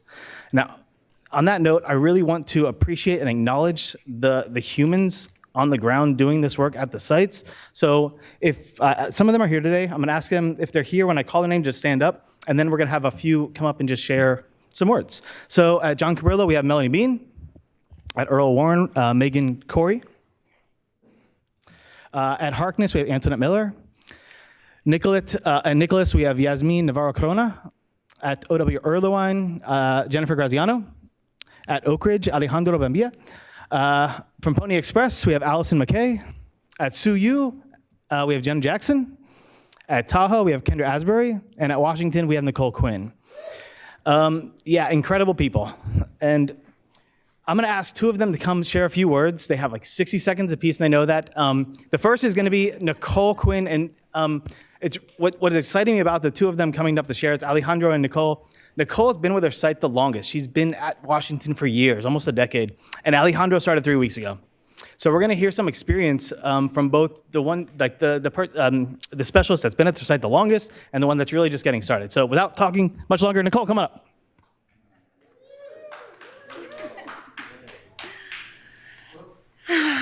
Good evening, everybody. My name is Nicole Quinn, and I'm at Washington Elementary School as the MTSS specialist. And while I don't have this on my notes, I did want to thank you for your comment about community. Washington is where it's at because of the community, and it's where we're going because of our community. And we found really fast that MTSS has to be community developed. It cannot be developed by me. It cannot be developed by a few people, and it has to be developed with our families and our students at the forefront and in the conversation. So I super appreciate your comment. I want to begin by thanking the board and the union for giving our schools the opportunity to build meaningful and purposeful MTSS structures, ones that provide both autonomy and guidance for our students and our staff. In the nearly 10 years that our school has been reopened, equity and social justice have been at the foundation of our work, but the establishment of this MTSS role has allowed our team to go deeper and more meaningful with our work. Being in this position and not in the classroom has allowed me to connect with families across grade levels and support teachers in developing plans and routines before they hit that space of frustration. And when I say that, I mean both students and teachers hitting that space of frustration. And building systems that ensure every student gets what they need. While pieces of this have happened prior to the implementation of this role, having a dedicated time has allowed our work to deepen, become more consistent, and ultimately stronger and have a stronger impact on student outcomes. Over the past 3 months, our team has worked hard to develop strong teaming structures and digital tools that allow us to compile, analyze, and discuss student academic data and culture and climate data in ways that are meaningful, holistic, and asset-based. These tools keep us focused on what matters most, understanding our students deeply and responding with intention, purpose, and compassion.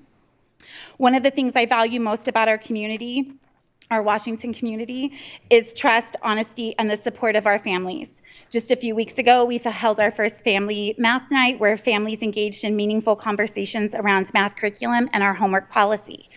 Their questions, insights, and perspectives helped us strengthen our shared understanding of what math learning looks like at Washington and how we can best support our students both at home and in the classroom. From this conversation, we developed an online tool that has allowed families to gain a better understanding of our math standards and how to support their children. The path for MTS at Washington will continue to be successful because of that community conversation that we have grown over the 10 years that we've been open and will continue to grow. Thank you for your continued support as we strengthen a system that ensures every student and staff member at Washington are seen, supported, and given an opportunity to thrive. We like to say that there is no school like Washington, but in reality, there is no community like Washington. So thank you for this opportunity.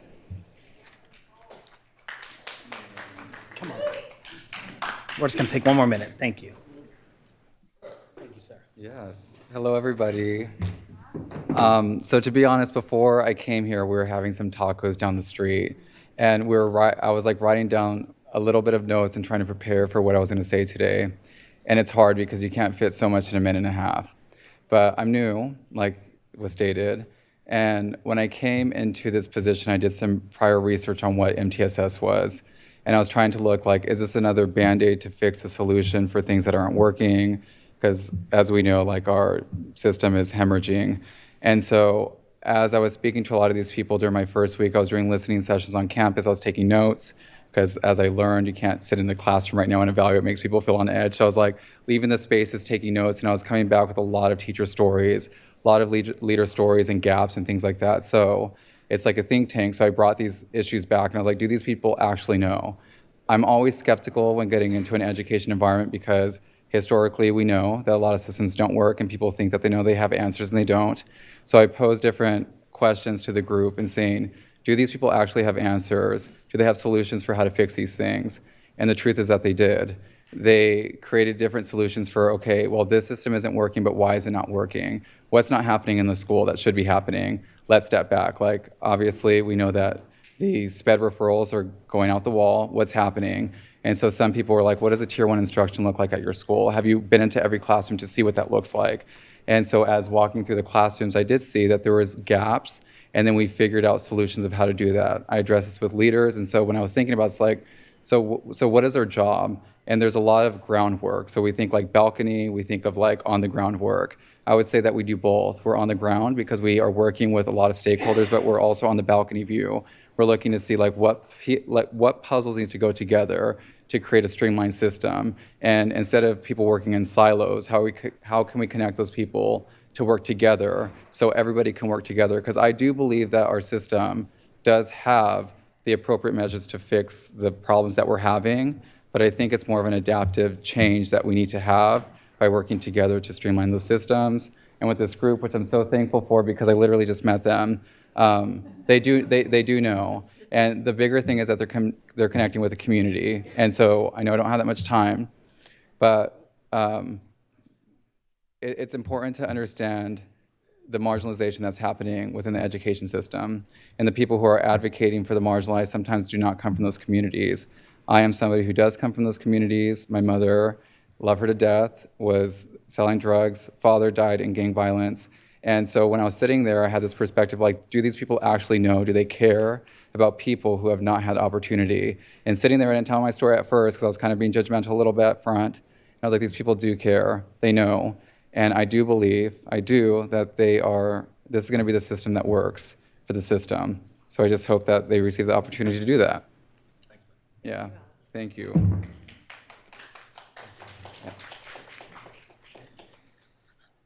I think that, on that note, that's all. Discussion, questions? Do we have any public comment? We do have one speaker, Terrence Gladney.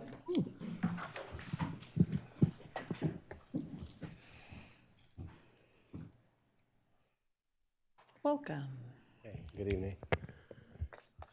The first slide obviously struck me. Why now for MTSS?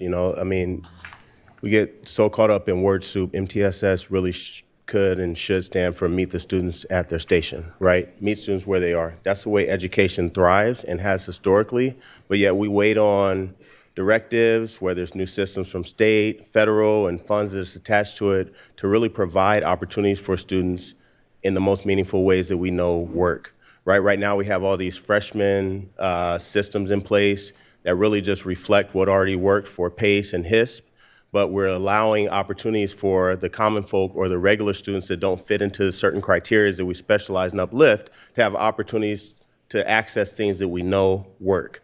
I find it kind of disheartening that we say now is the reason based on the lawsuit, now is the reason based on a deficit, when we know that these students have historically failed. So if we're saying that this is what's going to work for them, we knew that before. This is not a revelation.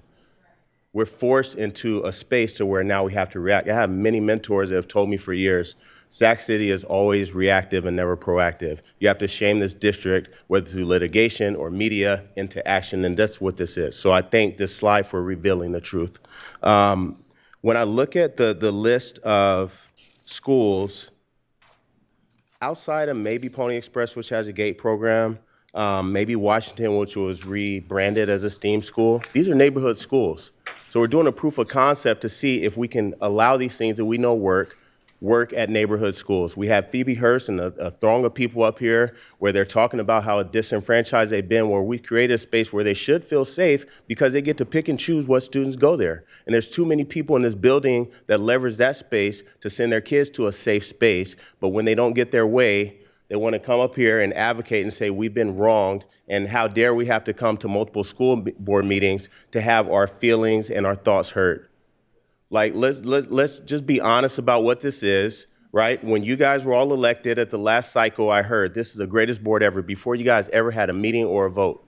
You guys have the opportunity to do that, but it takes action and being brave enough as a cohesive group of individuals that represent our entire community to have conversations about things like open enrollment, to have things about true segregation in our district, to have conversations about disproportionate, not only outcomes, suspensions, referrals, right?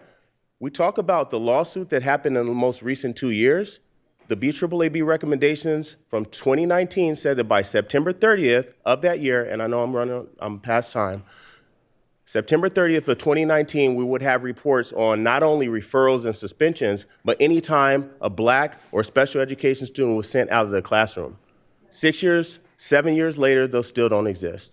So you guys do have the opportunity to be the greatest board ever and put us in a space, but it takes you guys doing things like this, but systematically across the system to fight what's always been done. I believe that you can do it. I believe that we can do it collectively, but it's not going to come through accepting things like this in text to say, hey, we had a revelation based on a lawsuit from the last 2 years. Let's look at history. We have enough data. We have enough truth. We have enough lived experiences to know what we should do. But let's stop making adults comfortable and put children first. Thank you. Thank you.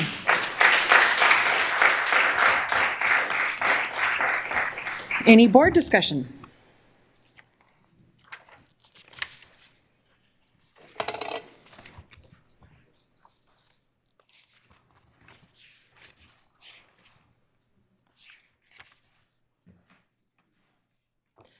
I have one question for you. I'll start with just, this is amazing. I'm super excited. And I can't wait to hear, I know this is our first update. It's our first year implementing it, and I'm looking forward to continued updates and data on its success. And so the one thing, I hate that I'm throwing budget into the middle of this, but how do we track the budget impact at these schools? Because it sounds like you are using MTSS to look at how do we improve tier 1 so that students are getting what they need there? How do we start putting into place the tier 2 that we need? And then how do we improve our tier 3 recommended process? So we're addressing all of those. And so I would love the data as we move forward, how we're planning on tracking the budget impact, looking at like maybe special education trends, and then how does that start shifting as this is occurring? I honestly don't know. Yeah, that's another complicated process. I will say that, you know, when we talk about measuring impact, we look at leading measures and we look at lag measures, right? And so being able to track what it looks like in the budget is one of those lagging measures that we can't see right away.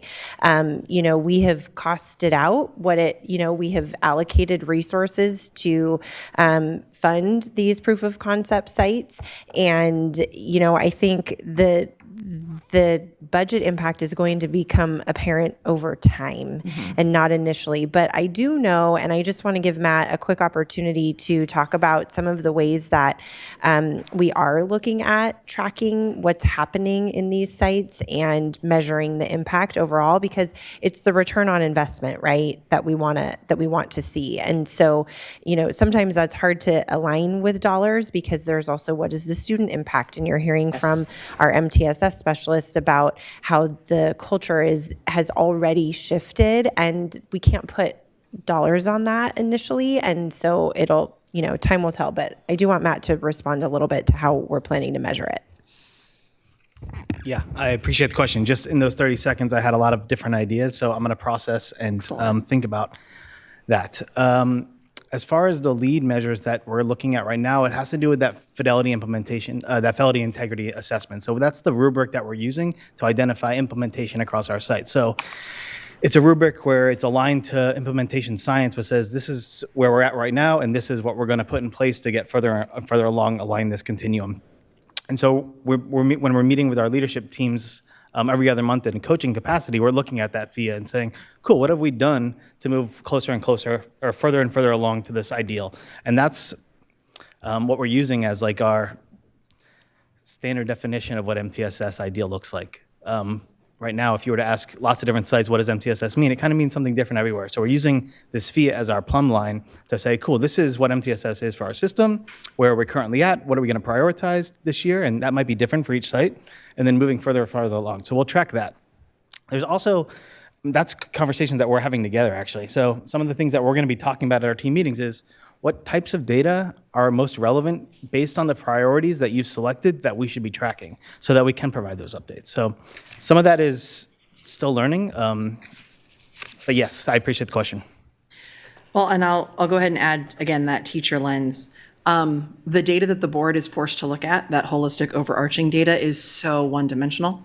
So I really appreciate your rich conversations around what data you can bring to us. I think culture and climate's super important. It's not just the students and do they feel like they belong, looking at incidences of bullying, looking at instances of acceptance and the community that's built. When you have staff that is invested and feels valued and supported, they're going to stay, which means when staff stays, you build long-term relationships and you save money because turnover is expensive, right? I understand that there isn't going to be a hard dollar figure, and I'm not asking for that. It's not that simple, but we need to put dollar figures on there to some extent, in addition to how our students and staff, and yeah. I'll also add, while the dashboard is not the only thing we look at, it is one of those things. And so I'm excited to see how the impact on the dashboard shifts over time with this as well. So I'm looking forward to the other data sources you're going to bring to us. Thanks. Member Kayada. All right, Tara had her teacher's hat on there. I'm going to put my special education parent hat on for a minute. What does it look like, as we've acknowledged and this presentation just acknowledged, to allow MTSS to be an off-ramp for special education students who can be served through MTSS interventions? Is that having an MTSS specialist in IEP meetings? Is it more close collaboration with the principal and teachers? Do we have a plan for that right now, or are we still too early? Not a trick question. The beeping, I didn't hear the first part because I heard the beep. Sorry. I'm not sure what the first part was. Sorry, I didn't hear the first part of the question. So he asked, what does it look like for MTSS to serve as an off-ramp for special education? Gotcha. Yep. Do you want to? You want to start? No. Okay. Well, the way that I view special education is inside the triangle that you may see. So it's not like we're going to move through these tiers to get to a service. The idea is, even within a self-contained classroom, there might be students that instruction that all students need, something that some students need, and then some additional student might need even more than that. So one of the things that our teams are going to be working on and that are starting to do is building that intervention and instructional matrix. Mm-hmm. So what that does is identifies what data are we going to look at to drive our intervention. So if we're going to do this assessment to drive our intervention plan, then we have really clear indicators and criteria for how we're going to enter that intervention and how we're going to exit that intervention. And we're not going to move to a more intense intervention until we've tracked the fidelity of whether or not that's working or not. So it's going to be a more systematic process for how we're moving students through support before we're even considering whether or not we're going to have a testing for specialized services. And if you're already within the program, you're going to be getting, again, the idea is to set up the matrix for all students so that they're all being assessed with some sort of data that's tracking their support. So I don't know if that answers completely your question. I can add a little bit to that in terms of the off-ramp for special education. So what we talked about previously was that the intention of any special education program is to exit students, right? And so what we want to see is that as we are assessing students, for example, at a triennial, and identifying what the needs are there interventions at the site that are available to students in a less restrictive environment? And perhaps that looks like an MTSS specialist coming to the triennial IEP meeting. But I also think that that's part of what we talked about in the last presentation in terms of building the awareness of the available interventions. And so we want to make sure that our case managers, our RSP teachers, our school psychologists, our program specialists are very well versed in the interventions that are available in the general education setting, so that as we are having those conversations about our students do they still need special education services, well, what are the alternatives, and can those be provided in a different setting? But I also think, to your point, it's all still really new for us, right? And obviously there's best practices and research out there that can help guide us in this. But also we're still feeling our way through this. Yeah, thank you. And I definitely understand that. I think that word that you just said at the end there is what was in my mind was alternatives. Mm-hmm. So, we're calling it exit from SPED. My son would say he wants to graduate from SPED. Mm-hmm. And I think as an IEP team, that includes the parents and the student once they get a little older, it's understanding, well, if I don't have this anymore, what is my alternative going to be? And yeah, we're early, but I think that would be something that would be really interesting to me is how do we take what we're learning, and I'm saying the collective we, what you all are learning, and get it so that the rest of our whole team understands what the alternatives are and how to explain them and offer them to the families. Yeah, and I would just add to that, one of the things that, I know to be true from my experience of, being a site leader and being a teacher is that families are generally afraid of exiting their students from special education because they worry that they will not have the supports they need. And so part of this MTSS is we're playing the long game, right? And so we need to be demonstrating that this works in order for families to then trust that we can exit students and they will still have access to the supports that they need to learn alongside their grade level peers without having specialized academic instruction that is more restrictive. Yeah, and I will wrap up, but you keep just getting me going. But that word trust too for families, that definitely hits home. My son has a behavior goal in his IEP, right? And I, as a parent, you can conceptually tell me that there's these other services available to him, that we can still help you. But I'm worried that without an IEP, if I get a call, he did this and that, he was freaking out. If he doesn't have that IEP to back him up, next thing you know is discipline, that the IEP interferes with that discipline practice. So that's another part that I'm just hoping we can explore is how do we make it so that families can trust that MTSS practices will support them and will prevent their kids from entering into our discipline system, which is, I think, a lot of the over identification in SPED is because it's a protection against that. Yep. So. Absolutely. No response needed, just agreement. Yeah. Thank you so very, very much. You're welcome. All right, I'm going to ask if the board is okay that we postpone 10.4 until after we hear about the other policies, because the presentation coming in 11.2, 10.4 will make a little bit more sense at that time. Is the board okay with that? All right, then we will move on to 11.1, our determination hearing for charter renewal for Bowling Green Elementary. Come on up. Oh, please do go get them. We'll be happy that it's early. Then I guess I'll go ahead and start on 10.4, which is this board policy is being brought to us by staff recommendation of the Uniform Complaint Procedures. It is a first reading. It erroneously says action. That really wasn't the intent. We just didn't quite catch that. And so ultimately, if you all want to do a first reading on this, we would then in December bring it back for official approval. And in between the time, the policy committee will meet to discuss the comments and ideas.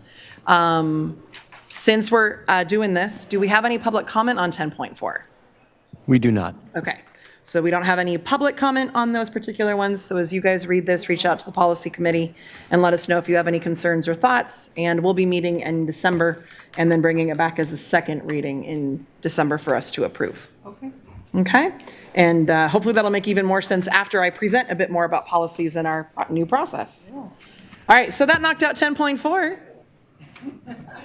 Just knocked out 15 minutes. We gained it back, guys. Okay, 13 minutes. Let's keep going. Welcome. We are moving on to 11.1. It's confusing me. I know, we're moving around. We were just out there planning, so sorry about that. We were planning for the things that we're going to talk about today. All right. Principal Floyd, Principal Torres. Okay. All right. Hi, everybody. I can see the screen now. This is amazing. We are here tonight for the determination hearing for the charter renewal for Bowling Green Elementary. This should be pretty familiar. We're going to split our time, have some time for public comment, and then the board will take action on the renewal. We have met all of our timeline requirements actually in record time to get these guys through the process pretty quickly. We had thought that the December meeting was going to be the busy one. I think we misjudged, but oh well. So Bowling Green Elementary is in the middle renewal tier based on, initially we had presented this to you as based on 2023 and 2024 data. The 2025 data has now also been released, and I can confirm that by that data as well, they are in the middle tier. I'm also going to show that they are making some progress that we're really happy about. So the presumption with middle tier is a 5-year renewal unless there are specific conditions that would necessitate non-renewal. And the punchline, no, they don't have any of those things. So they are eligible for a 5-year renewal. We published our staff report on November 5th. We identified no conditions for non-renewal. There were 2 things that we thought, okay, we need to make sure we are paying attention to, but they did not rise to the level of immediate concern. The dashboard was released a week ago. And just to look at the updated dashboard, remember with our dashboard, we always have 2 things. We have status and change. And so the yellow that you see under 2025 for ELA, math, English learner progress, and suspension rate, those are the status numbers, but it also shows an improvement. And so we're really happy to see those improvements. I think what I like most is when we look at the student groups up there on the top, we see that they had no student groups in the red. And in fact, when I looked more closely at their student groups, they had significant improvement in almost all of, they had improvement in all of them, significant improvement in most, including their special education students. So I think that is of high note. Absenteeism was not exactly where we would like to see it, but what was funny is the same day the dashboard came out, the updated attendance for this year came out, and they have one of the highest attendance gains in the district for this year. So correcting the issues from last year seems to be in progress. As with everything right now, we do have some longer term fiscal solvency concerns. We don't see the likelihood of them having any financial challenges this year, but we are relying heavily on one-time funds as we have been, and we are making plans to change that. That was actually the conversation we were having out in the cafe. So we are talking to the school a lot about where they must reduce and what changes they need to make, because if not, 1 or 2 years out, we will be in a bad place. But I do believe that these are concerns that can be addressed, and as long as we keep an eye on them, we shouldn't have any problems. Should the board vote to renew tonight, there are some next steps. So first of all, we are almost done with a dependent charter MOU that is going to guide the relationship between our dependent charters and the district. We are going to continue work on some strong fiscal solvency planning and continued academic improvement. Where I want to emphasize with Bowling Green is we're also really going to support them and push them on making sure we get back to some of the true intent of their charter.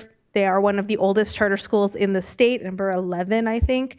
And things have to evolve, and then we also have to come back to them and revisit and do some iterative work around that. And I think everybody in the Bowling Green community acknowledges that that's something that we need to do, and my team is prepared to support them with that work. So assuming the board is confident in all the things that we have presented here tonight, we recommend that you authorize a 5-year renewal of the Bowling Green Charter, and have provided you with sample motion language to do so should you wish. If you wish to deny, we'll have to talk through what that criteria would be. With that, I'm going to go backwards. No. Okay, Danielle, it doesn't like me.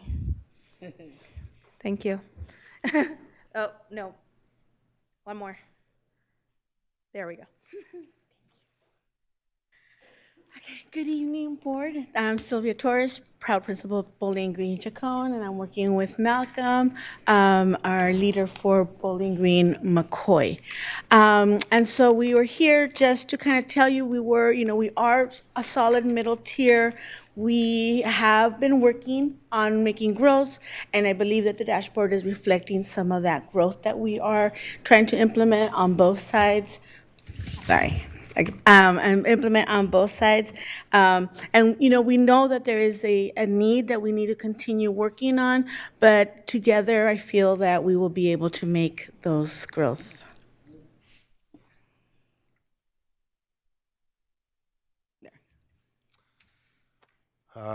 Our academic efforts as McCoy and good to see you guys this evening. It's really late, board. But anyways, school-wide, we'll be expanding our extensive intervention blocks as recommended by curriculum and instruction and the special ed department to try to increase our tier 2 and tier 3 supports. We're also going to work with the multilingual department to support our designated and integrated ELD. And lastly, through Ms. Phillips, we developed a new partnership with volunteer organizations as Experience Corps to expand tutoring during and after school.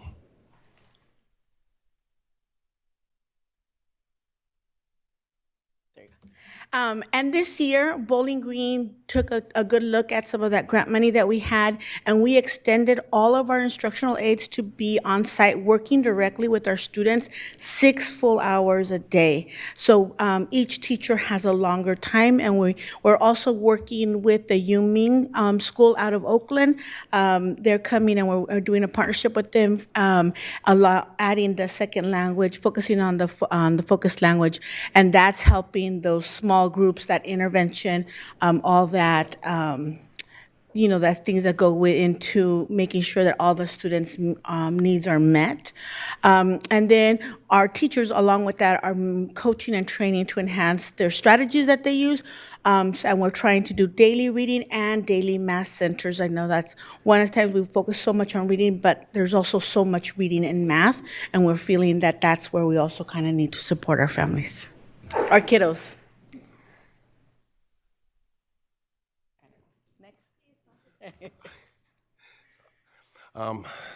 As we continue to work together as a school, we're working on increasing our ADA through parent and student engagement, and that's also through parent-teacher home visit program. Many families attend Bowling Green due to our extensive extended learning programs, the LOP, and we have sports, art, music, STEM, cooking, robotics, and off-track programs. And we do want to increase our enrollment, so we are creating partnerships with area businesses. So we have a couple of teachers that are going and doing like reels, and so we can get out there on Instagram and just things. We've created flyers, we have bumper stickers. We're looking at festivals and trying to just increase our enrollment, as we know that that is one of the things that will help us with our budget. We're also working together, McCoy and Chacon, working together to try to get a solvent budget.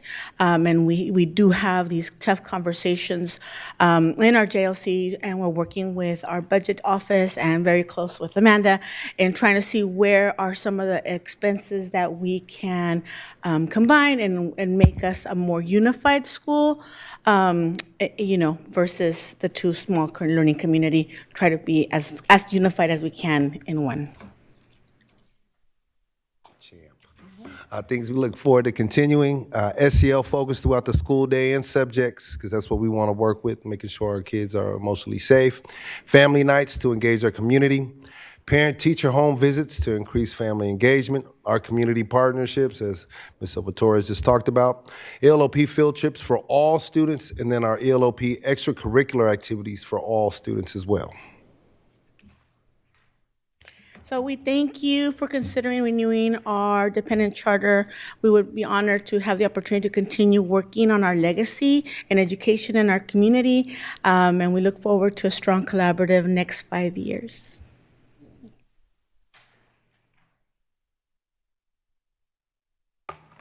And under time, impressive. Yeah. Do we have any public comment? We do have one speaker, Katie Phillips.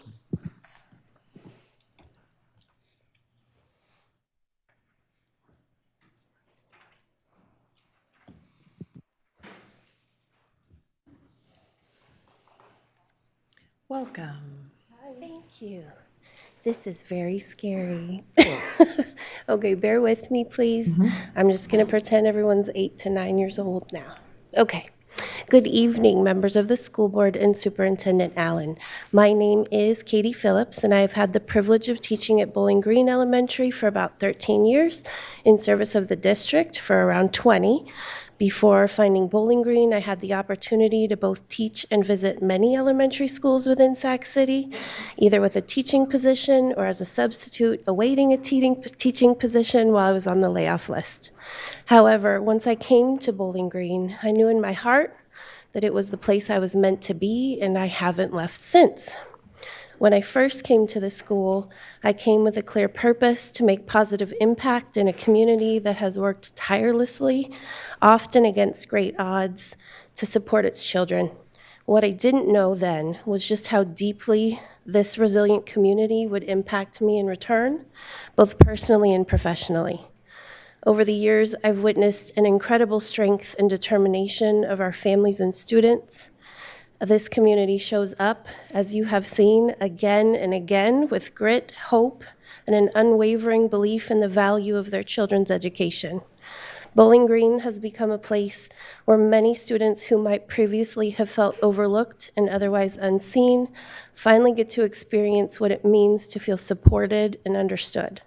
It's a place where students are able to discover and develop their abilities, grow their confidence, both personal and academic, and build meaningful relationships with adults who genuinely care about their successes. This kind of connection that we foster doesn't end at the classroom door, but it extends into the homes of our families, into the neighborhood, and into the wider community. Being part of this environment has transformed me. The flexibility and innovative spirit of our school has pushed me to grow as an educator, but it's the community and its resilience, its honesty, and its heart that has shaped me just as much, if not even more. I've learned to listen more deeply, to adapt more thoughtfully, and to teach with greater compassion and purpose.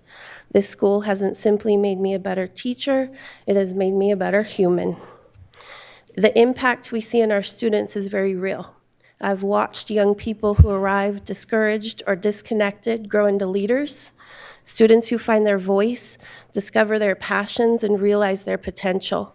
I've seen families who once felt unsure of their place in the school system become active, empowered partners in their children's education. These transformations happen because our charter school provides a supportive, student-centered environment that is built on trust and community partnership. We are a family. We are not perfect. We do sometimes disagree, as again you've seen, but we support each other, we advocate for each other, and we celebrate each other. This school and the community it serves remain a vital part of our district.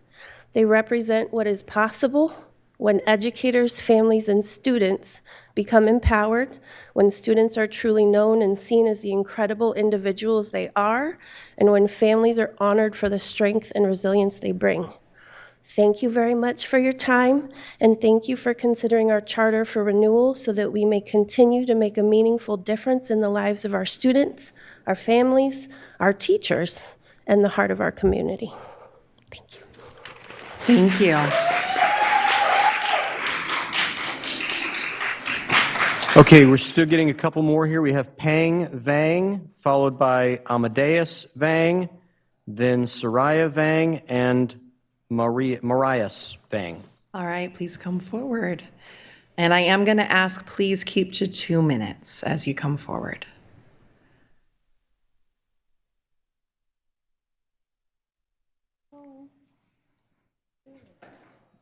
Come on up.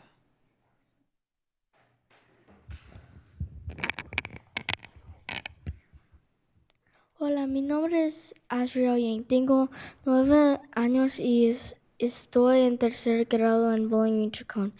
Hoy mi familia y yo queremos compartir con todo lo increíble que es mi escuela. Soy la más joven de 4 hijos. Cuando llegué a Chacón no entendía por qué mis padres querían que aprendiera español. Me dijeron que un día entendería porque es importante. Al principio fue difícil, pero ahora que soy más grande me está resultando mucho más fácil. Cuando muchos amigos en la escuela, algunos de ellos son Annabelle, Mala y Melissa. A veces hablamos en español y a veces en inglés. Estoy muy feliz de poder hablar, leer y escribir en español ahora. Chacón es mi escuela favorita y ojalá toda mi familia pudiera venir aquí, también para que aprendieran español como yo. Gracias por escuchar mi historia. Hello, my name is Asriel Yang and I'm 9 years old. and in the 3rd grade at Bowling Green, Chacon. Today, my family and I want to share with everyone how amazing my school is. I am the youngest of 4 children. When I first came to Chacon, I didn't understand why my parents wanted me to learn Spanish. They told me that one day I would see why it's important. At the beginning, it was hard, but now that I'm older, it's getting much easier. I have lots of friends at school. Some of them are Annabelle, Marlette, and Melissa.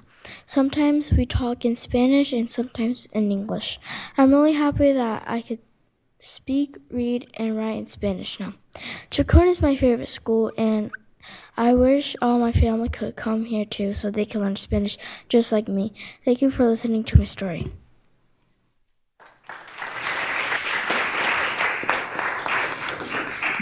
Impressive. Thank you. Am I allowed to go? Hola, mi nombre es Maria Cien. Tengo 2 años y actualmente soy en 7º grado. Empecé a aprender español aquí en Chacón desde kinder hasta 6º grado. Chacón es una excelente escuela. Los maestros realmente se preocupan por nosotros y trabajan muy duro para ayudarnos a aprender.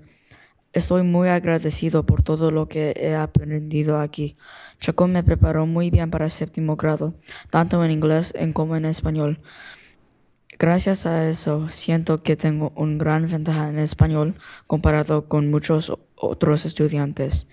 A veces hablo español con mis amigos y eso me ayuda a entenderlos mejor y a conectar con ellos de una manera más profunda.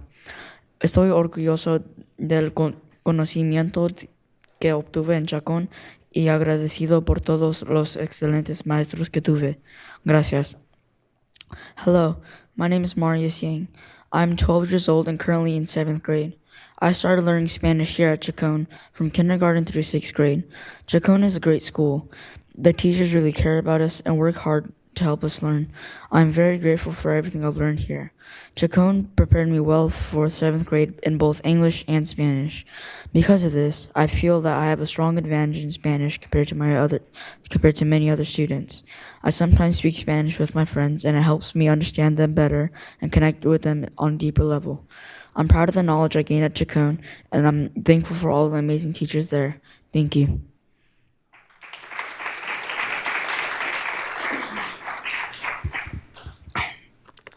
Buenas tardes, me llamo Amadeus Singh y tengo 15 años. Soy el segundo hijo mayor de mi familia y actualmente estoy en el 9º grado en West Campus High School. Antes de la secundaria asistí a Chacon desde kindergarten hasta el 6º grado, al igual que mis hermanos. Ahora, estoy tomando español 2 y gracias a lo bien que me enseñaron en Chacon, encuentro el idioma bastante fácil. Puedo ayudar a mis compañeros de clase que tienen dificultades con el español. El español es una habilidad muy valiosa, especialmente porque a menudo ayudo a traducir en la oficina de mi papá para pacientes que hablan solo español. Me gusta ayudar en su oficina y eso me ha hecho darme cuenta de que saber varios idiomas abre muchas más oportunidades de trabajo, especialmente aquí en California. Quisiera tomarme un momento para agradecer a mi familia de Chacon por todo su apoyo y por enseñarme todo lo que sé. Gracias. Now I'll be translating in English. Good evening. My name is Amadeus Yang and I'm 15 years old. I'm the 2nd oldest child in my family, and I'm currently in 9th grade at West Campus High. Before high school, I attended Chacon from kindergarten throughout 6th grade, just like my siblings.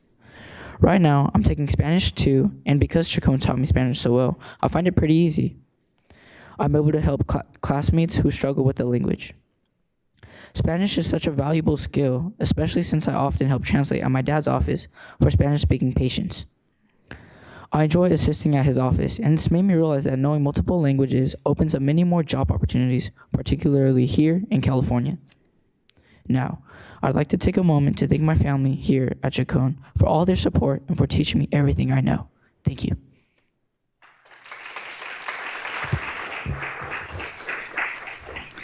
Hola, me llamo Sarah Yang y soy una estudiante de West Campus High School en mi último año. Aunque ha pasado tiempo desde que asistí a Bowling Green Chacón, he regresado al campus y a sus eventos suficientes veces para decirles que las oportunidades que brindan siguen siendo increíbles. Hi, my name is Sarah Yang, and right now I'm a senior attending West Campus High School. While it's been a while since I've attended Bowling Green Chacón, I've revisited the campus and I've been to enough of their events, enough times to tell you that the opportunities that this school opens up for kids are still as incredible as ever. El personal y los maestros que ayudan el programa bilingüe son la razón principal de su éxito. Ellos se preocupan por los niños y se preocupan por difundir la cultura e idioma hispanohablante. Mientras hay otros que pueden discutir que no hay ninguna diferencia entre aprendiendo español en la escuela y en la casa, he visto a mis amigos y a mí salir del programa con un nivel más alto de comprensión. The staff and the teachers at Bowling Green Chacón are one of the biggest reasons why the bilingual program is so successful. They care about the kids and they care about extending their culture and language across to others. And while some can argue that learning Spanish at school is the same as learning Spanish at home, I've seen it from both my friends and I who have come out of the program with a higher level of understanding with the language. Mirando hacia atrás, sé que esta escuela seguirá siendo una de las experiencias más importantes de mi vida. El próximo año planeo ingresar a una de las universidades de California, estudiando enfermería con una especialización en español. Sin Bowling Green Chacón, no habría podido ayudar a mi padre con sus pacientes hispanohablantes, ni habría tenido la oportunidad de conectar con tantas personas como hoy. Looking back, I know that Bowling Green Chacón will be one of the most important experiences of my life. Next year, I plan on attending one of the UCs with a major in nursing and a minor in Spanish. Without Bowling Green Chacón, I wouldn't have been able to help my dad with his patients at his office, and I wouldn't have had the opportunity to connect with as many people as I have had today. Nosotros sabemos el impacto de esta escuela, y después de esta conferencia, esperamos que ustedes también lo sepan. We know just how impactful this school is, and after this conference, we can only hope that you can too. Thank you.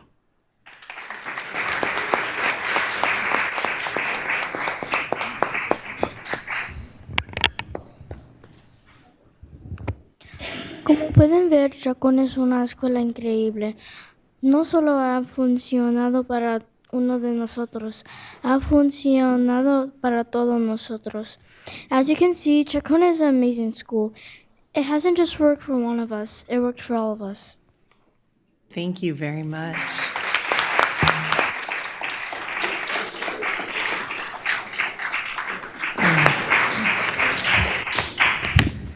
Are there any other speakers? No, ma'am. Awesome. Moving to board discussion. Wow. I know. Member Ibarra. How do I follow that?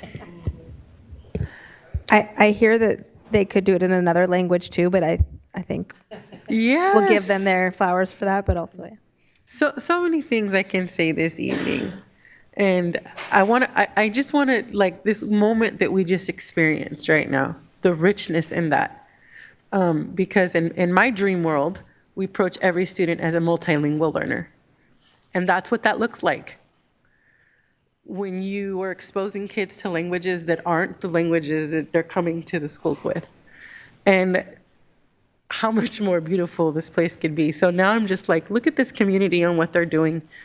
I just want to thank you for your presentation this evening and say that I'm really, really proud of all of your work. And I know we see some stuff in here that makes us go, okay, we have some stuff to do, but y'all have done a lot of great work. And I can sit up here and say that confidently because of the organizing I did before sitting in this seat. And for the McCoy site specifically, we had some turnover and administrators, and we're lucky to have this great one here. No shade to anyone else, right? But I share that to say, I just hope that, I don't want to speak for everyone on the board, but I know that I'm taking that into consideration, and I'm just hopeful that my colleagues do the same. And I'm going to stop talking because I can say a whole bunch of great things about these folks, but I want to give you all a chance to speak as well. Thank you. Member Benjamin. Yeah, so, wow, I'm speechless. I feel a little bit academically cheated, you know? I'm about to talk to my mom. You know, Mom, I should have been at Chacone's. But I do want to say, just, you know, when you come kind of before a board and you want to show proof of, you know, what you've been accomplishing, you know, you want to show impact, and that was the most powerful impact I've seen thus far. I want to say, you know, we're a public school board, and so, you know, we tend to lean towards public school, but we also support charters, and I want to say this is what happens when, you know, you put purpose over perception. And I want to thank you all. This is absolutely amazing, and I'm going to support the continued work. I believe in the product, I believe in the leadership, the foundation, and you all are doing an absolutely great job, and thank you. Member Kayada. Yeah, it's been said well, but I just want to echo exactly, and I forget which one of the siblings said it, but the ability to speak in Spanish with your friends and get to know them better if they're native speakers, that's exactly why my daughter is doing Duolingo every night, and I wish that she had this so that she would be much further along than she is from this app. I know we probably all want to move to approve this thing. I mean, I don't know, probably have to fight April on it, but I would love to be able to make the motion given my family's connection to the school. Because I know Okay. I will move it then, okay. Yep, so moving resolution 3535A to approve the charter for 5 years with the condition of the entering into the MOU. I believe that's the appropriate language. I need you to say, Okay. sorry, adopt the findings and approve. Adopt the findings in the staff report and approve the resolution to approve the renewal of Bowling Green Elementary. Second from April. Before we vote, I do have a question. Do you have a comment? Yeah, before we vote, I do have a question. You guys were ready, but I did have one question. It's not fresh in my mind right now. I know we've been working on the consistent MOU between folks, and I know that there's a lot of details in there. I was just wanting to confirm that this MOU would have great clarity between us and you folks about the financial and what that looks like moving forward, so that we end up in a place where we're supporting and working together. So do we feel confident that our MOU is going to help us address that as we move forward too?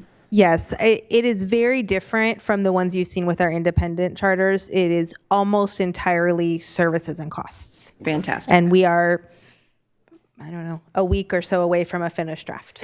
Excellent. Sweet. That's good. Yeah, I love hearing that news. With that, are we ready to vote? All right, our student preferential vote. Aye. Member Jean? Aye. Member Kayada? That's a yes for charter schools 18's renewal. Wow. Member Benjamin? Yes. Member Rhodes? Aye. Member Ibarra? Claro que sí. Congratulations. Thank you. Thank you so much. We really appreciate it.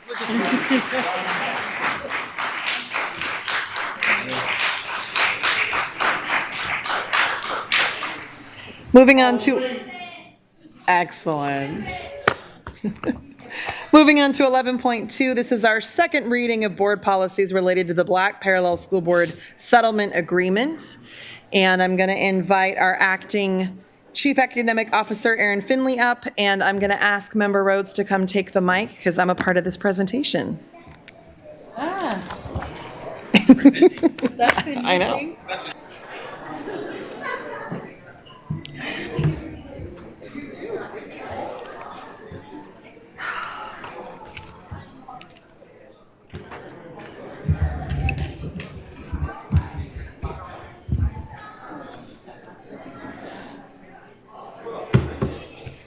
I get to be on this side of the dais.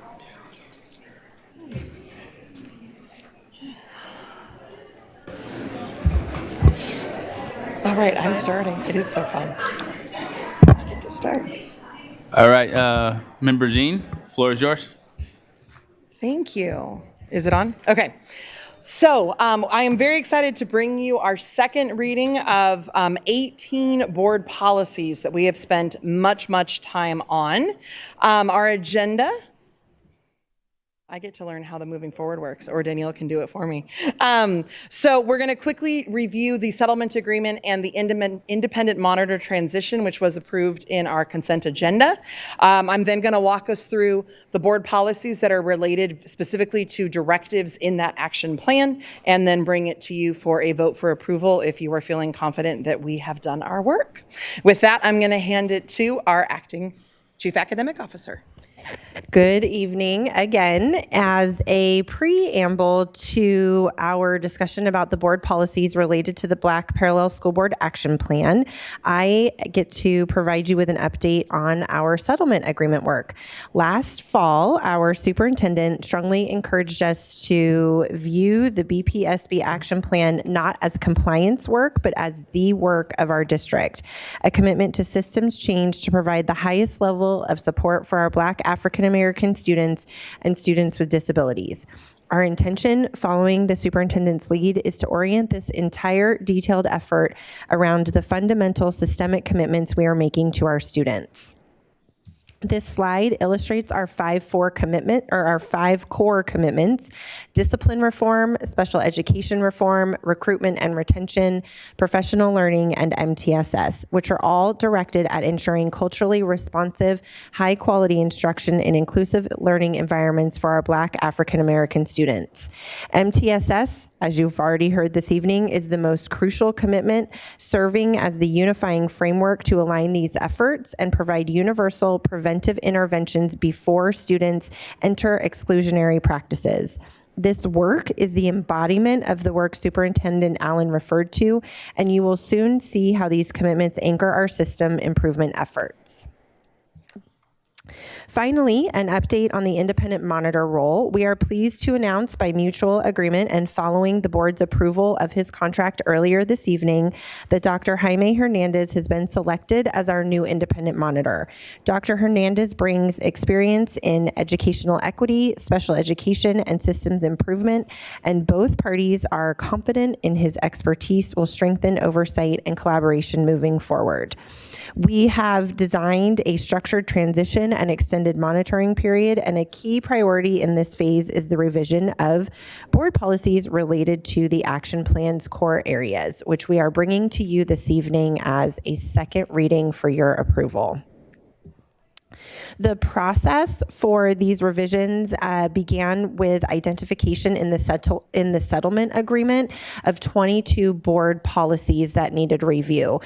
We have brought 18 to you. There are 4 that are also in the works. 3 you will hear a first read on later this evening.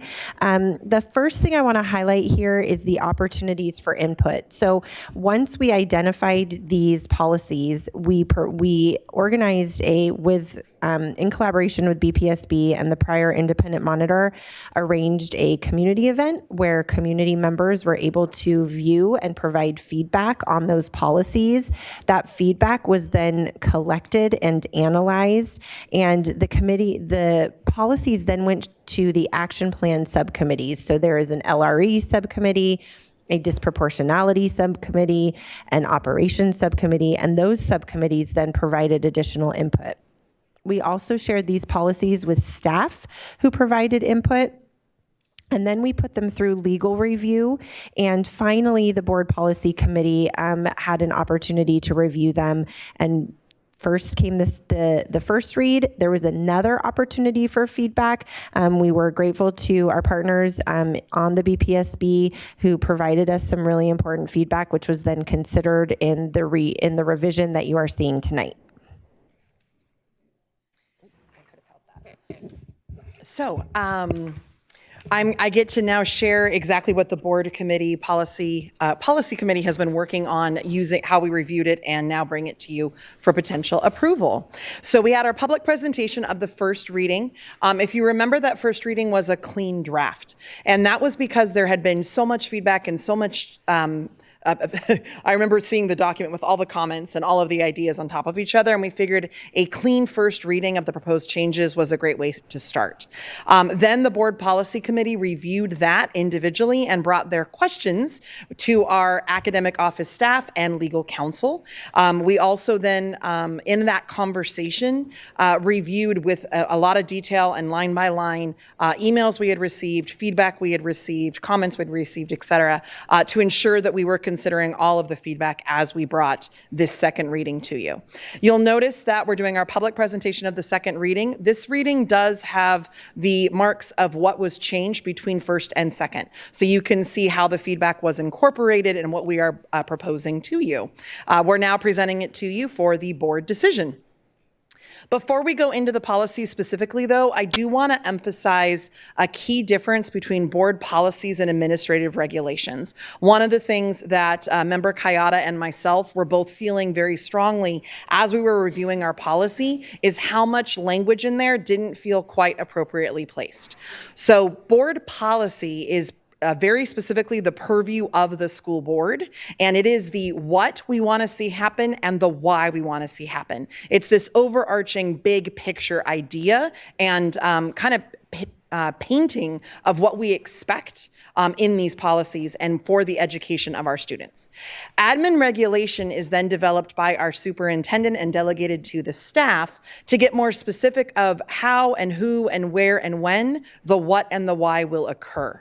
Now, board policy and admin regulation are often brought together side by side. So you'll notice that in the first reading that we just did, you were actually presented with both board policy and admin regulation. So in general, as board policy has presented changes, staff is then given the time and the space to create, well, how are we going to make this happen? And those will be brought side by side. These particular 18 policies do not yet have admin regulations because of the deadlines as part of the action plan. So we want to let you know that those admin regulations will be coming through the spring, but they are not in front of you at this time. So moving forward, we're now going to go into our second reading of these Black Parallel School Board related board policies. We've put them together in terms of the directives and the actions. So you'll notice that Directive 1 and 2, Action 4, focused on discipline disproportionality. You'll see that there are 5 policies that have been reviewed.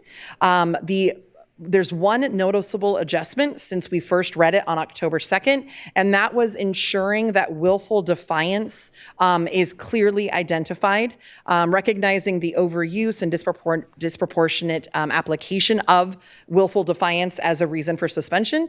And the state has suspended that at the time, but that is set to sunset. We are putting this into our policy to solidify, so it's not just tied to current law, it's that we have expectations around that students will not be suspended for willful defiance.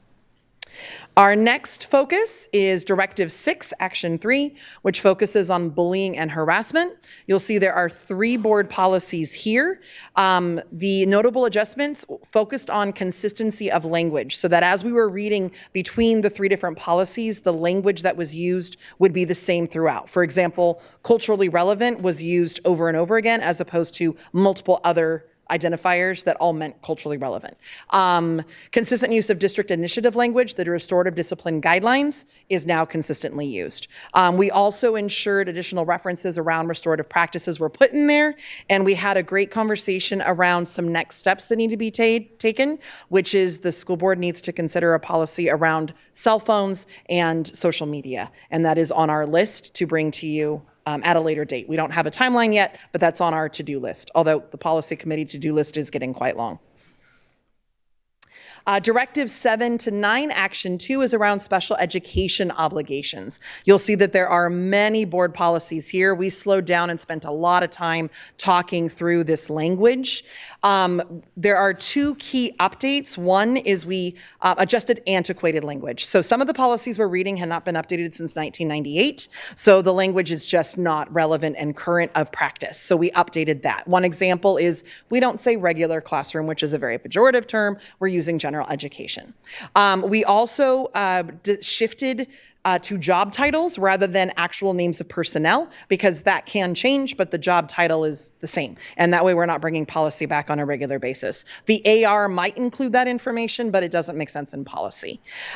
We also talked about the LRE checklist references. That would technically fit into an AR more specifically, so we were changing it to IEP teams to affirmatively analyze the LRE, and then we'll see most likely when the admin regulations come to us, the more specifics of that checklist being used, which was also mentioned in our presentation today.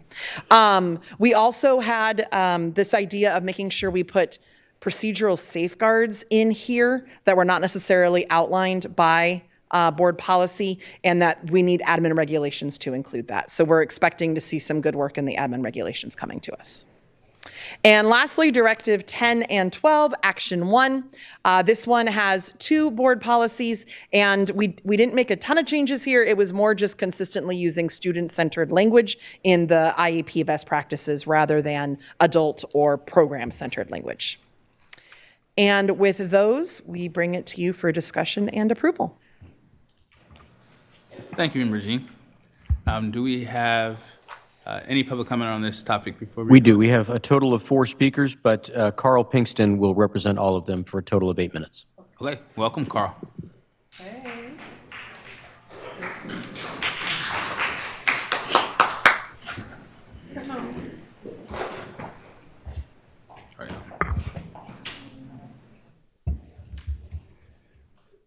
I decided that I couldn't do this alone to speak today.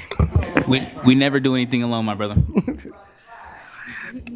So, first of all, I wanted to say good evening, Chairperson Chinwa, Superintendent Allen. My name is Carl Pinkston. I'm from the Black Parallel School Board, and these are the community that is also part of the Black Parallel School Board with you today, which is most often I do not do. But I think it was important because, one, we wanted to congratulate the Board Policy Committee for taking the effort to actually review the board policy that is so out of date on multiple levels. But I do want to take a moment to step back for just to give context to this work. We view board policy as not the solution, but the guide rail.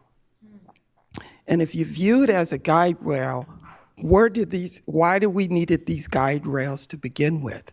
It all began back in 2016 when the Black Parallel School Board held a community forum, a listening session for parents and community to come out. And at that community forum in 2016, there were a lot of crying, there were a lot of emotions, a lot of issues that came up. And it was very enlightening for us that we needed to do something, because prior to that, the Black Parallel School Board was mainly focusing on just general academics. But we've also recognized that the least of these in the Black community are our students with disabilities. And if you can't help them, who can you help? So we took that and we raised that to the issue, and we got nowhere with the district.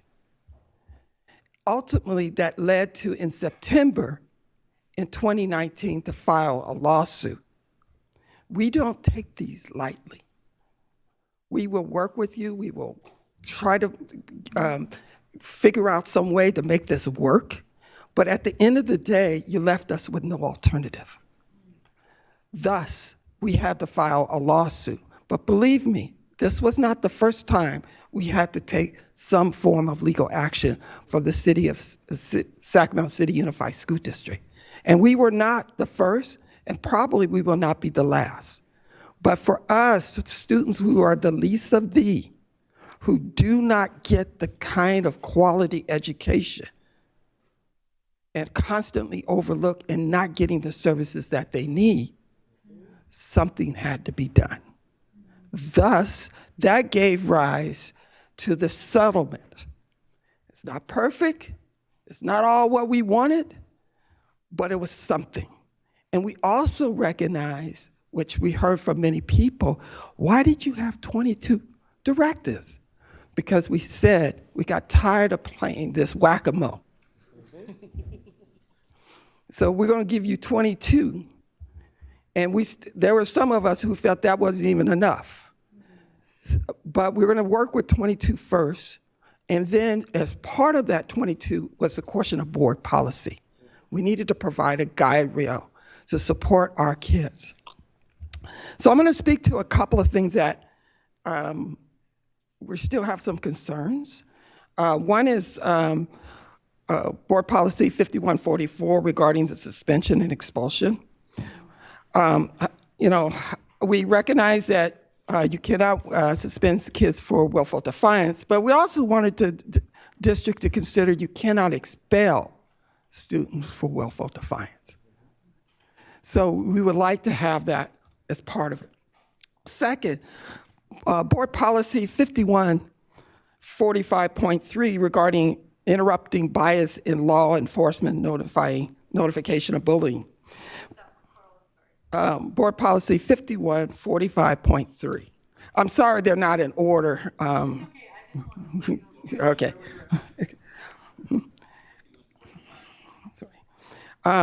The policy also states that law enforcement may be contacted but it's based on very vague determination of severity or persuasiveness. So it gives a blank check as to when, and it undermines the good work that Ray Lasagna is doing. So there needs to be something that speaks to the great work that he's doing that is incorporated as part of the board policy. The other is, third is 5145.7 regarding sexual harassment. When we had community discussion around this, it was often felt that it was very confusing and the language was not parent-friendly. And there may be a reason for that, legal reason, and partly it's complicated, but on one hand, we need to find a way to actually speak to that and also speak to the question that how we address the issue of sexual harassment in a culturally competent way. And I don't know why folks overlook that dealing with the issue of sexism is a cultural question, and I understand it because most of our policy came out of a Eurocentric way of designing policy, and we're trying to move away from that. The other third is Board Policy 6159.1 regarding procedural safeguards and complaints for special education. Community members believe that parents should receive copies of these procedural safeguards so that they can be fully informed. I know there's a publication, but it's lengthy and it needs to be parent-friendly. I don't know, you may need some help from ACLU. They have these little pocket guys, kind of know your rights thing. Something along that line that can be made accessible and given to parents when they know what their rights are and procedural rights in terms of the process. One of the things that oftentimes is so intimidating to parents is that they don't know what the process is. Yep. So one of the roles that we play as Black Parallel School Board when we walk in the room with the parent, before they walk in the room, we have to go through the whole process with them. Now, oftentimes that process doesn't happen the way we tell that it's supposed to happen in the ideal world. But at least they are informed that to know what exactly how that process is supposed to be. And lastly, we consistently that we've always said that we really recognize that this district needs to come into a 21st century multicultural learning community. It must be multicultural, not only just language, because language is a portion of that, but multicultural is understanding all of our students who come from many different backgrounds, from the best of these to the least of these, to those who have lots of resources to those who don't have little or no resources, to those who are come in and basically are behind at the jumps from kindergarten and can never catch up. And if you are a student with disabilities, you're basically lost. And you're basically identified as a troubled kid, a big, burly black kid who is a threat versus a genius in your midst. So those are some of the things that I wanted to raise for you today. Thank you. Thank you. We'll move on to board discussion. So if any of my colleagues have anything, please hop in the queue. Member Kayada. Well, I definitely want to thank BPSB for their continued work in this and continuing to make sure we get it right. I will share that we do recognize, as a policy committee at least, but I would say probably the board would agree, that our board policies are a work in progress. They remain in a constant state of improvement as we identify ways to improve them. That's one of the reasons we formed the policy committee in the first place, was to make sure these things don't just get put on a shelf and not touched for 15 years. So as we implement these, following adoption, if we continue to have areas where we need to improve, we definitely want to do that.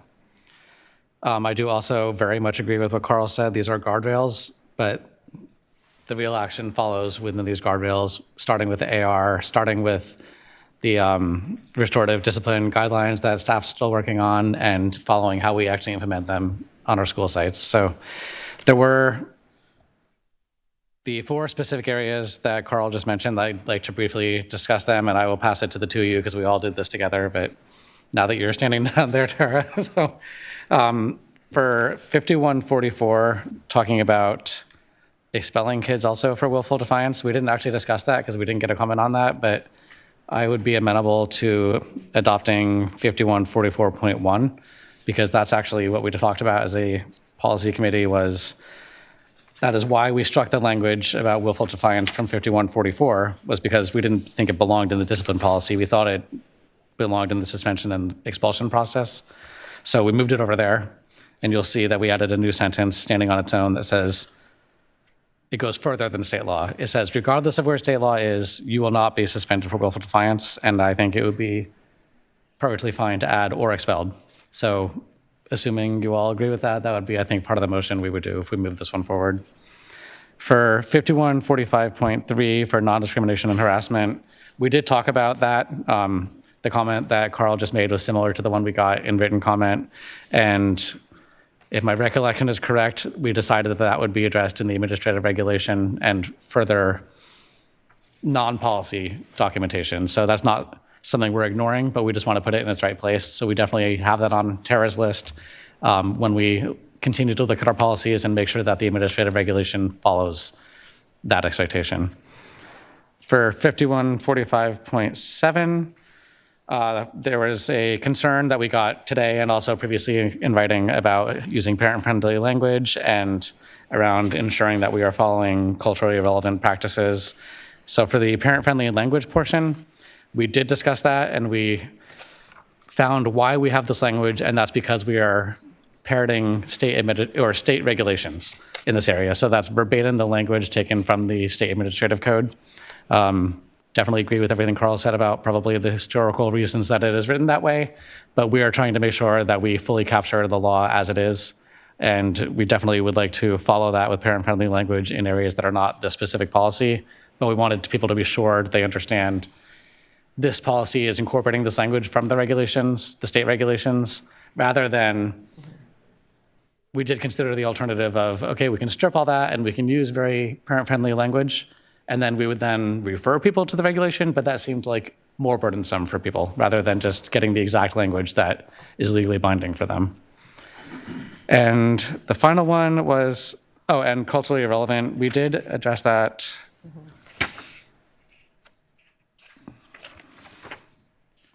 Not, I think, as detailed as we would like, but again, keeping with trying to use the actual legal language here. On the 4th page under instruction and information, We did mention that culturally relevant information is going to be provided. So we're trying to build that in. This is an area that I think we're going to continue to work on. And I think we did put it somewhere else, but that is our intention, just to say. And the administrative regulation will follow that and provide more detail about how we provide information in a way that respects and understands how people interact with this particular policy around sexual harassment. And then finally, for procedural safeguards, that is 6159.1. So we added the sentence, another standalone sentence, its own paragraph, that says that the board encourages staff to make parents and caregivers aware of their rights to request the procedural safeguard notice in other situations not described above. And we did this for a specific purpose. It's because we want very much to follow what Carl said. We want people to be getting this information. Handing out cards, all this, absolutely encouraged by the board. But we didn't want to specifically list it in the policy here, because if we put it in the policy, it becomes legally binding on the board, and it could be a reason that can essentially open us up to a legal avenue that I don't think is going to be helpful. It's not going to get people information who don't already have it, but it creates a situation where a well-meaning teacher, for example, forgot to give it to someone because they didn't know, and all of a sudden it's escalated. And once it gets into the legal realm, it becomes unproductive. If we don't need to necessarily go there when we're not at that point. So hopefully I'm explaining that well, but we are strongly encouraging it, but we just didn't want to create a new reason for litigation that doesn't, in my opinion, need to exist. So hopefully, and that I was looking out here, but hopefully for the board, that helps. We did think through all this, so. I would add, it really became that line between board policy, the what and the why, versus the admin regulation of the how. And so we felt that admin regulation would have space to be able to address those concerns by adding that language, making it clear the what and the why was, but staff can figure out the best way to make the how happen. You're done? And I was checking if you were done. Oh, no. Okay. Okay, so next on the queue, we have student member Kemper. Yeah, I just wanted some clarification on page 6 for opportunities for input. When you gathered input from the community, was there any student input in that? If not, do you guys have any plans to move forward to garner student input regarding like the 4 other policies that you guys have in the works right now? Good question. Thanks. It's a very good question, and I'm not sure. And I'm looking to SELPA Director Gio Linares, who might be able to respond to that from when the community things happened.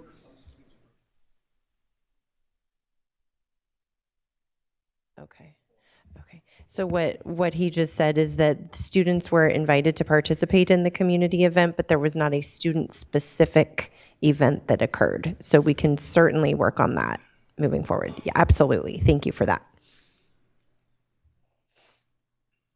Okay, do we have any other board members that want to hop in before we move on? Anyone? Okay, I would say for the our committee, bang up job, guys. Yeah. This is really good, and to have the in-depth work happening and the conversation, and not only for the work we're doing, but then also for our community to kind of see the thought process behind, and then the explanation. Brother Carl had a lot of great suggestions, I think some that we can implement, but then the explanation of the why on the other parts and the differentiating between board policy and administrative regulations, we might understand that, but community might not understand it all the time. So this is amazing to be able to have that for our community in this space. So just a round of applause for our committee. You guys did an amazing job. Very impressed. Thank you. And with that being said, I'll invite Member Jean back to the board. And we're going to move on. That was just a conference and first reading. Oops, second reading. I'm sorry. I was reading that wrong. And so I'm about to back up, and then we'll take a vote, and she'll take a vote, actually. Perfect. Thank you. Yeah. Tara, do you mind if I make the motion? Go for it. Okay, so my motion would be that we adopt all these policies presented here in this item 11.2, with the only modification being in policy 5144.1, that it will say students will not be suspended, and we'll add or expelled for disrupting school activities, ... Second. I'll second that. Excellent, thank you. Before we officially vote, I was remiss in just sharing my gratitude. We had an absolutely amazing 4-hour meeting going through language, which my English teacher, nerdy heart, had fun. There was a conversation about the Oxford comma, just to give you guys an idea of the conversation.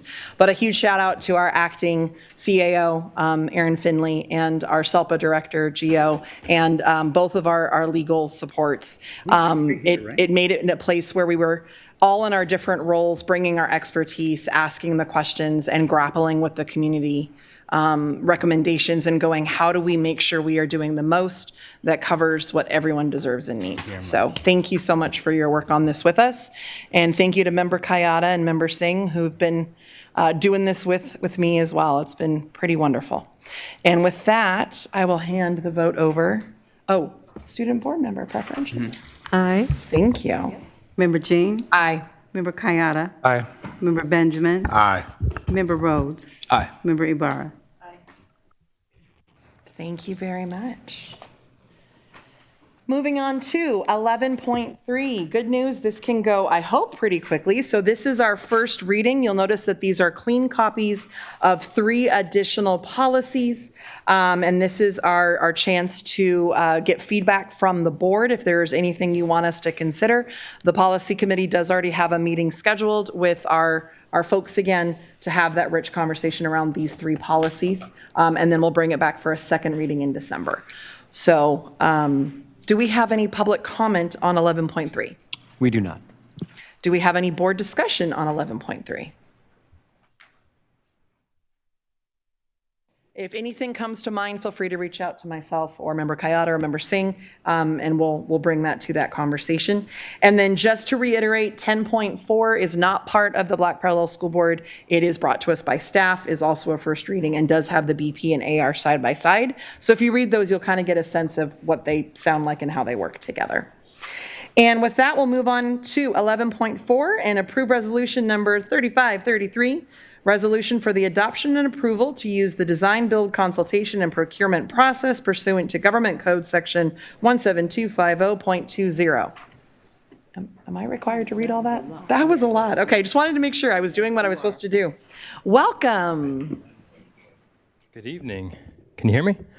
All right. Good evening, members of the board, Superintendent Allen. My name is Matt Jucknowitz. I'm Director of Facility Design and Construction. Today, I'm bringing forward a resolution for your consideration that updates the framework outlined in Education Code for using the design-build procurement approach.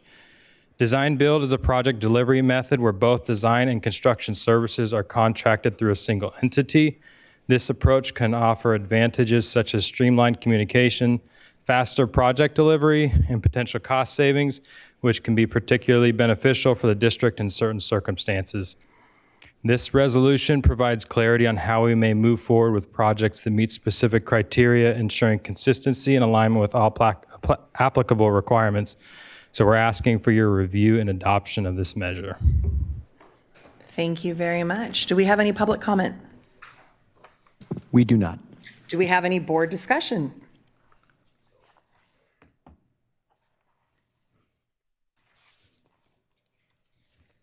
Member Kayada. I'm just still in policy review mode. There's like a typo in the title of the resolution. It says design build. If we could just fix that, but otherwise looks good. I am the one who introduced the Oxford comma discussion, for the record. Is there any Are you other the board English teacher? discussion? I was wondering if he's the English teacher or you are. I am. Yeah, This okay. is true. I'm a philosophy major. I will entertain a motion. So moved. Second. And our student preferential vote? Aye. Member Jean? Aye. Member Kayada? Aye. Member Benjamin? Aye. Member Rhodes? Aye. Member Ibarra? Motion passes. Congratulations and thank you. Thank you.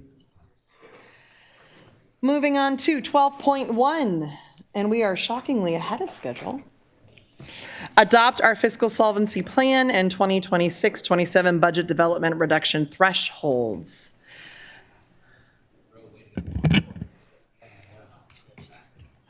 Welcome.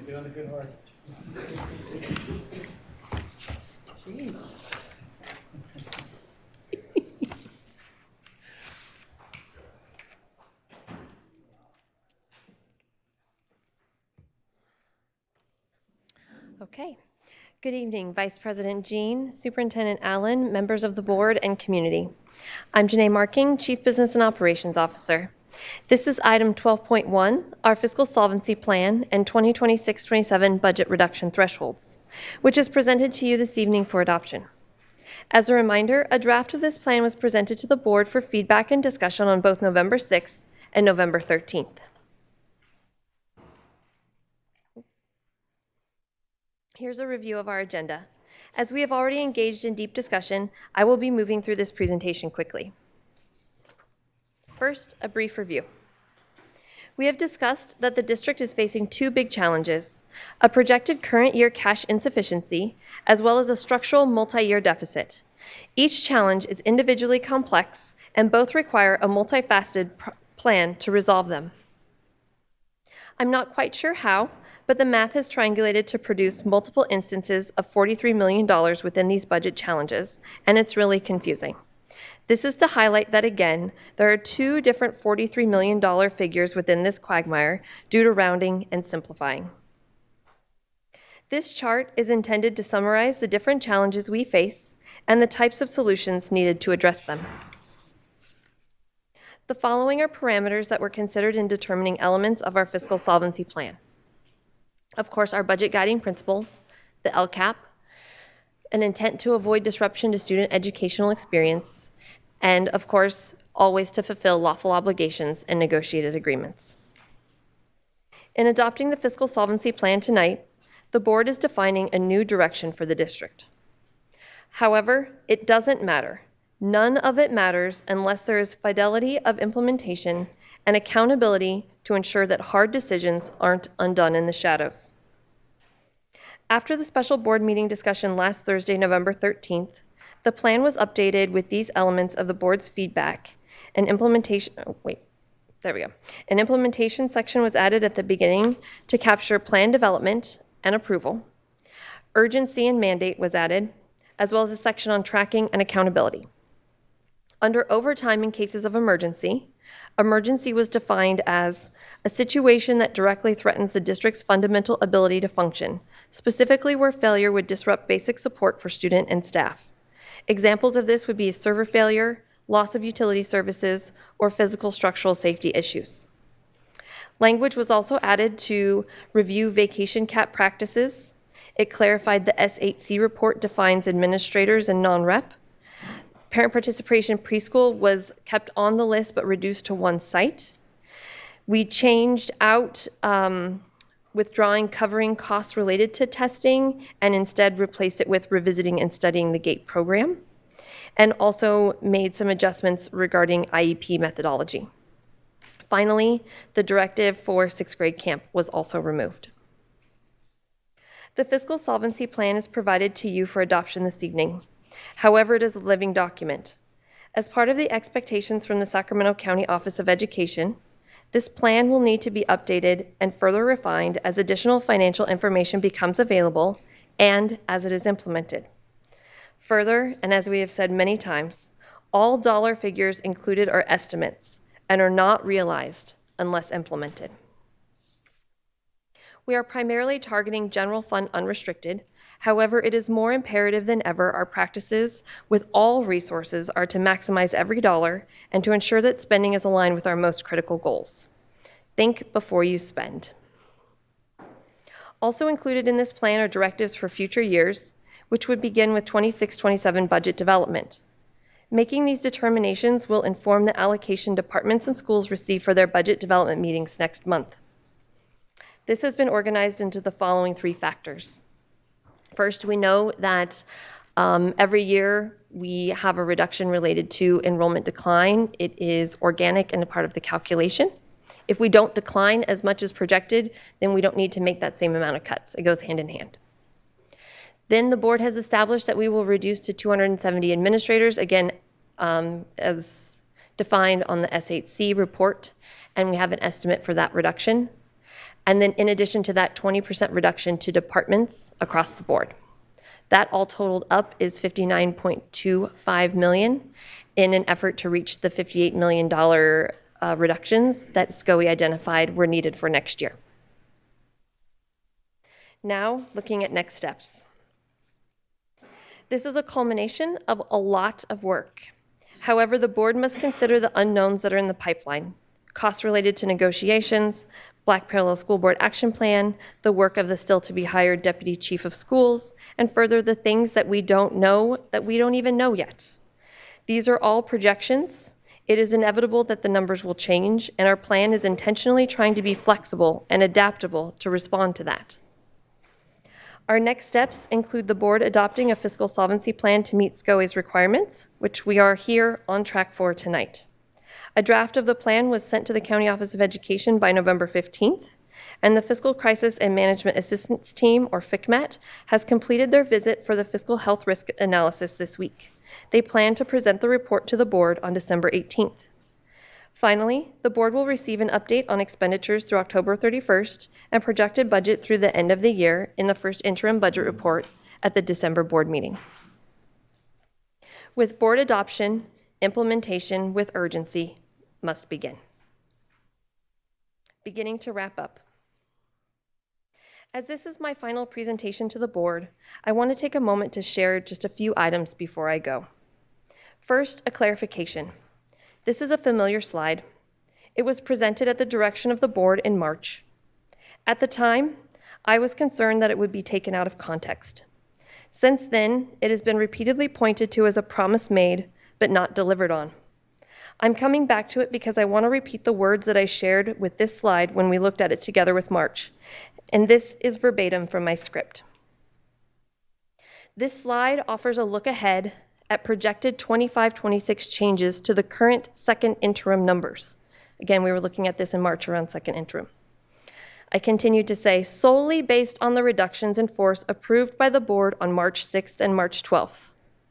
This does not include positions that will increase these totals, such as the more than 80 reading intervention teachers that will begin working with the students next school year. I work really hard to not make promises I can't keep, and this slide was not a false promise.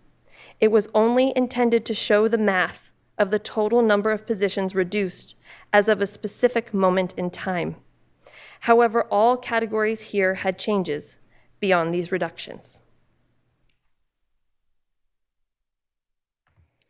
And finally, I want to pause on 270 for a moment.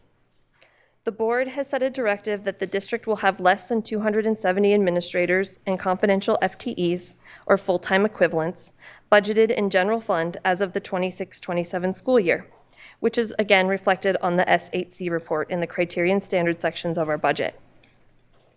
I want to explain this further because I know there will be questions. This is for general fund only.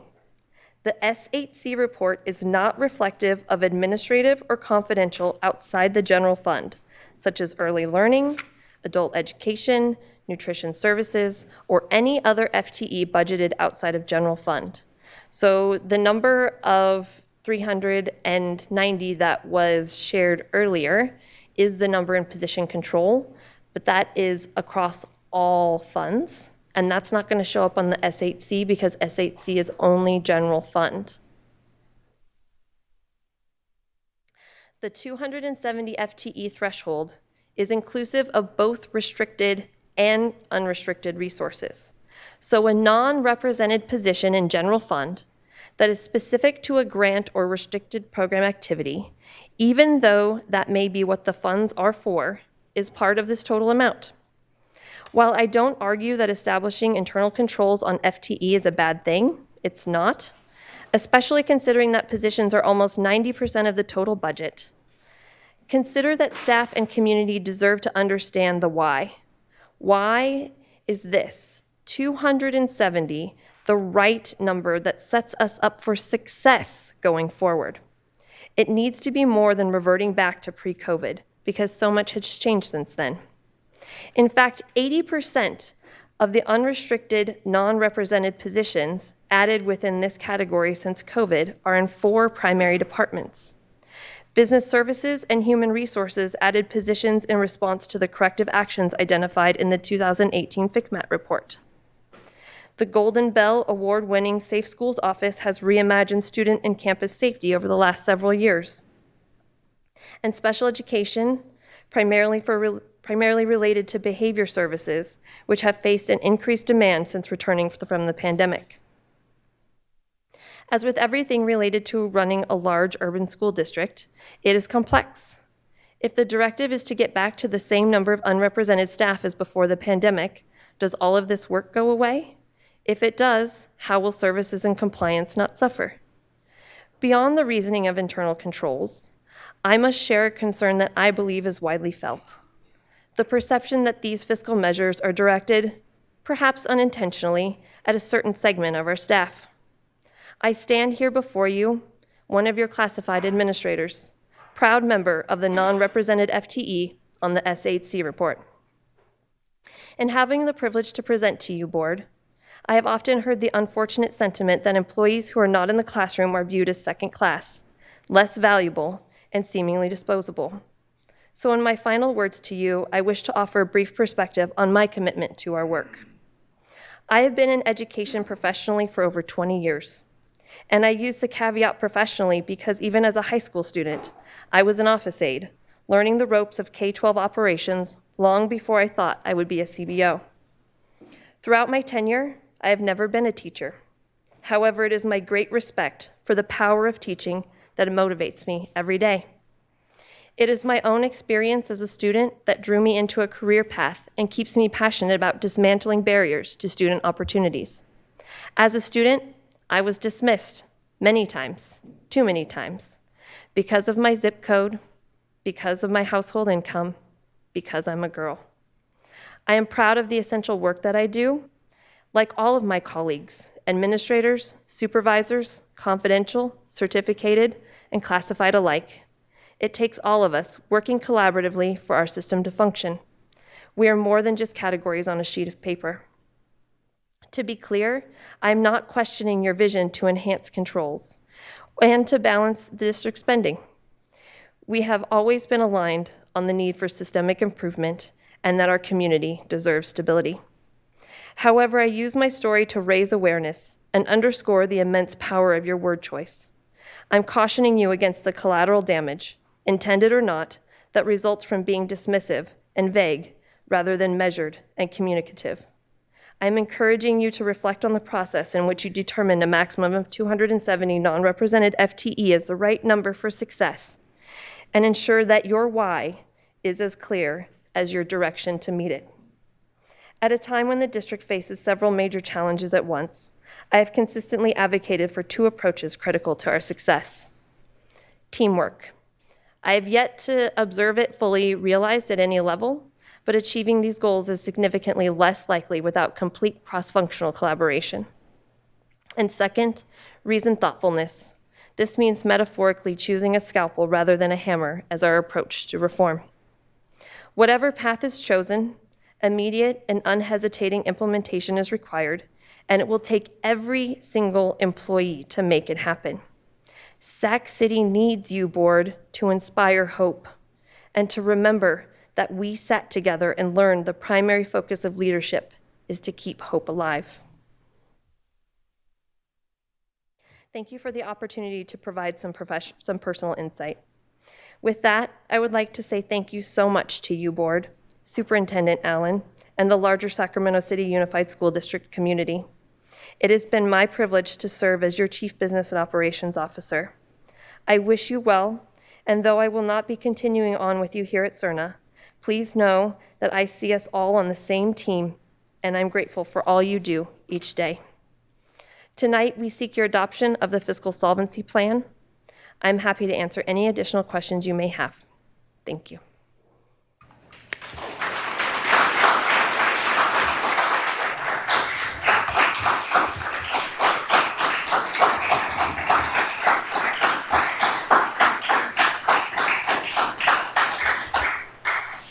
Thank Thank you. Do we have any public comment?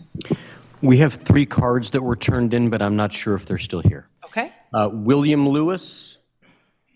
Okay, William's here. Danny Wan and Eric Brambola. They're all here. Okay, excellent.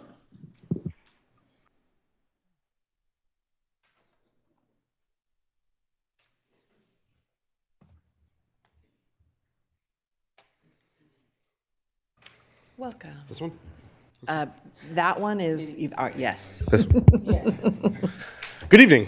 Thank you for letting us speak tonight and for not cutting the program entirely. Our parent participation program is the one I'm going to be speaking on behalf of tonight. There is some anxiety in our program that we are going to be cut. But my 2-year-old son, who I take every Friday, is absolutely in love with the program. And often on our off days, when I ask him what he wants to do, he answers, "I want to go to school." Having access to the classroom environment and the tools and materials for education have allowed me to kind of see and observe him learning so that I can take that back home. And it's been invaluable to the both of us.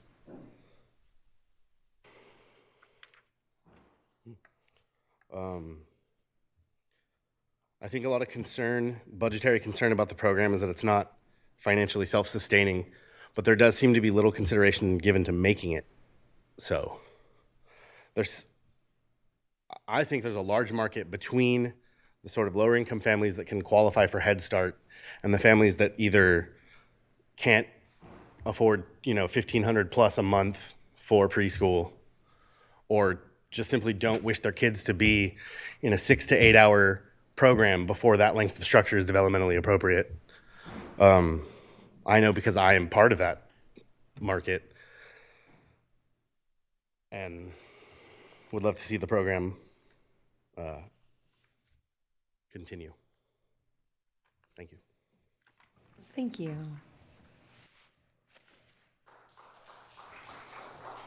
Danny Wan next. And then Eric Brambola.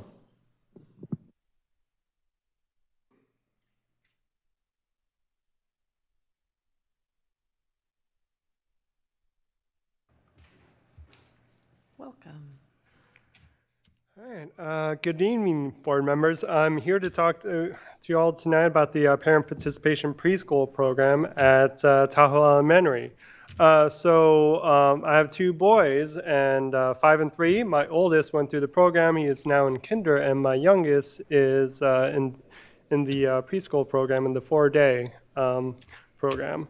So I just want to talk about how much we love the program, how much we appreciate and love Miss Tamara, and how much she has done for my boys, and how much they have grown through her program, and how much I've grown as a father through just being able to go through the program with them for the past 3 years. We first started coming out in 2022, just coming out of the pandemic, and it's just something that we've appreciated.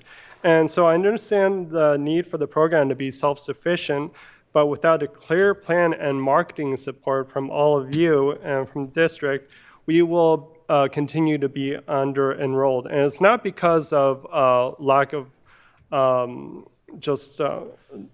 it's not because the parents don't want it or the kids aren't interested.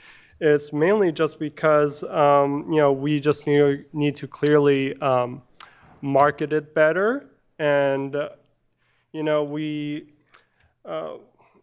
clearly need to increase awareness, and the occasional blur from the newsletter or random flyer isn't going to cut it. And I know there's only so much that you all can do, so I propose that you use us. I mean, we are all volunteers in the program as parents. So please, we would just love to be part of the solution, and possibly discuss more, have some sort of board and to increase awareness and to help market the program. So thank you so much, and have a good night. Thank you.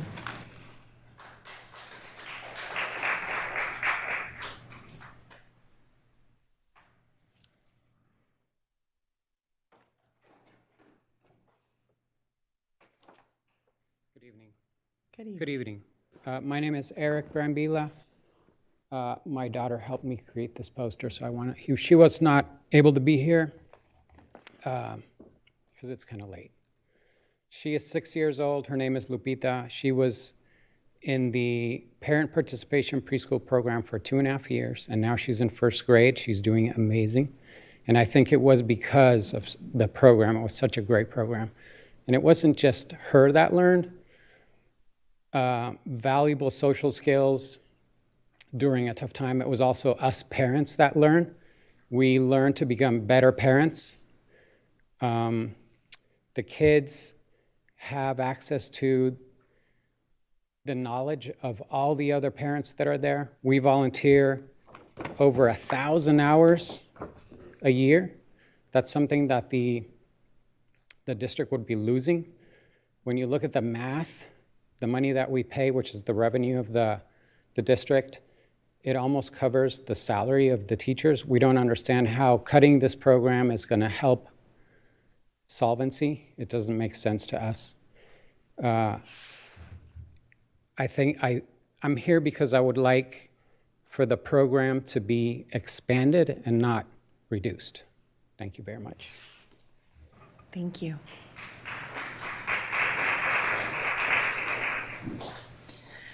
Board discussion.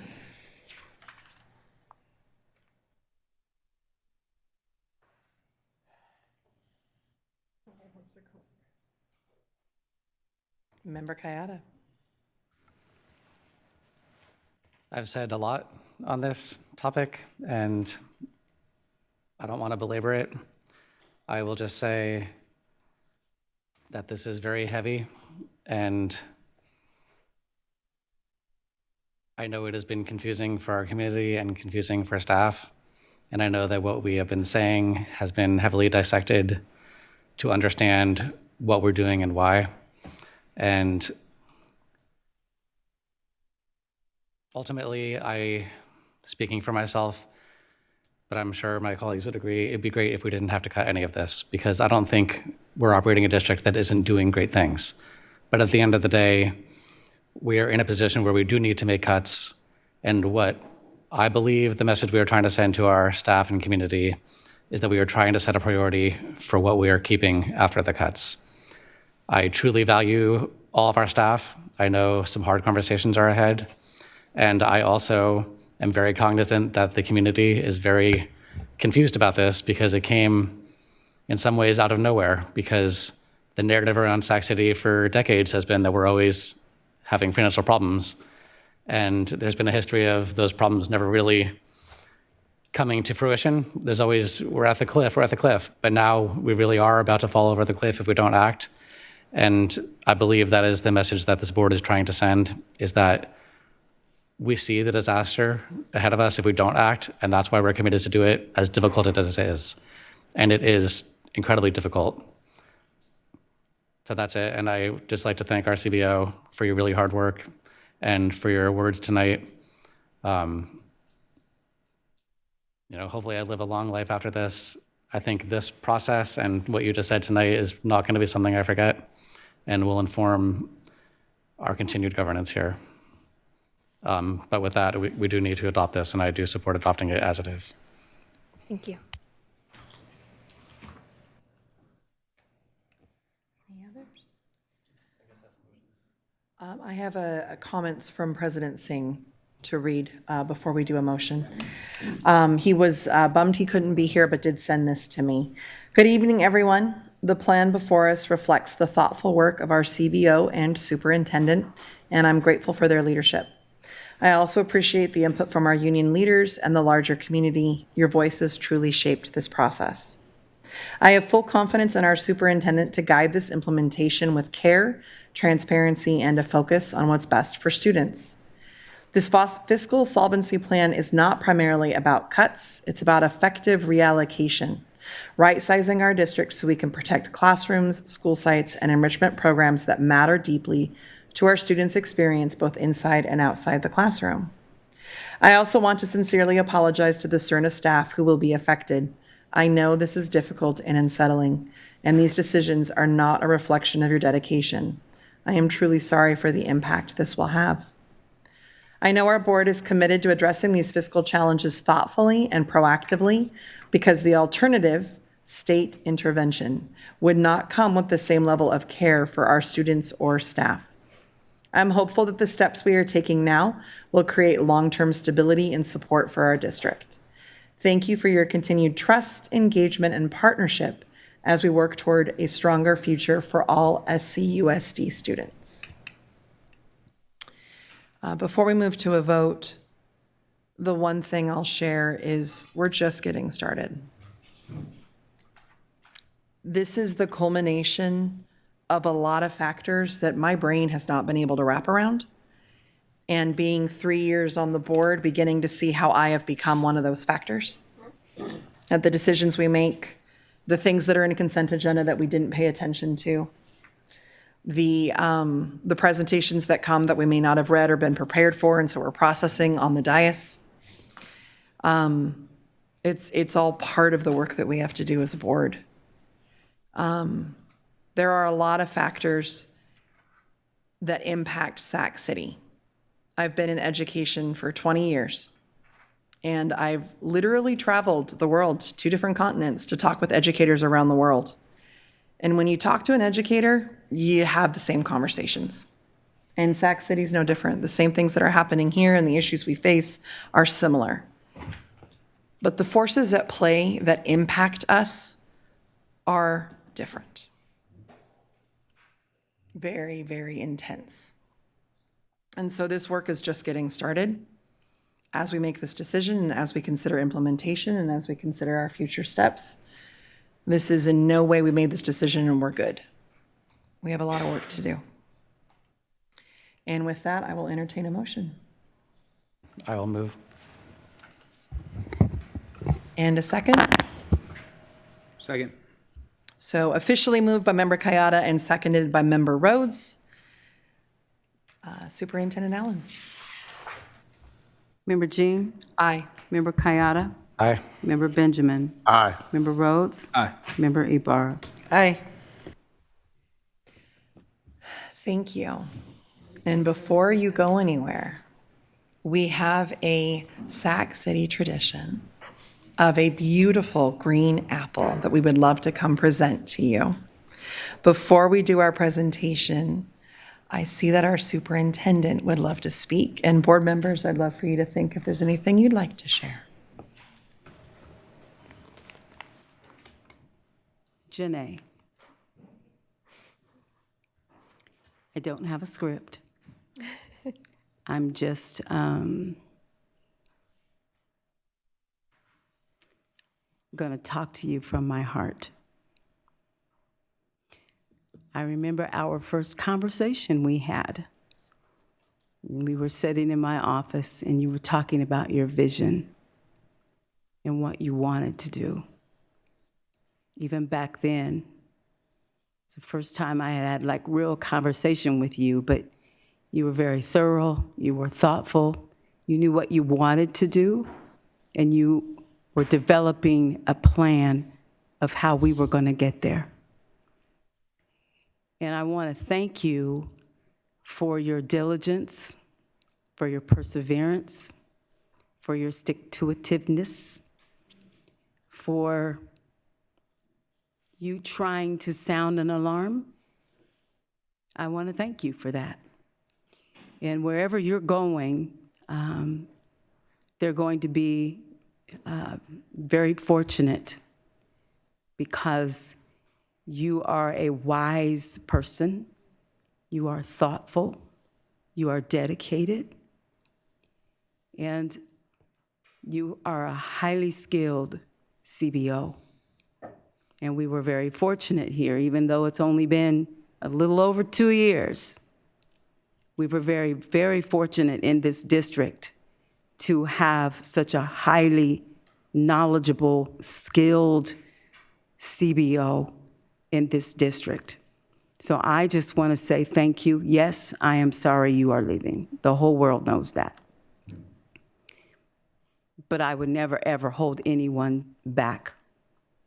And you know what you need. You know what's best for your family. but you, ma'am, will be missed. And I just want you to know that. That's from my heart to yours. Thank you, Superintendent.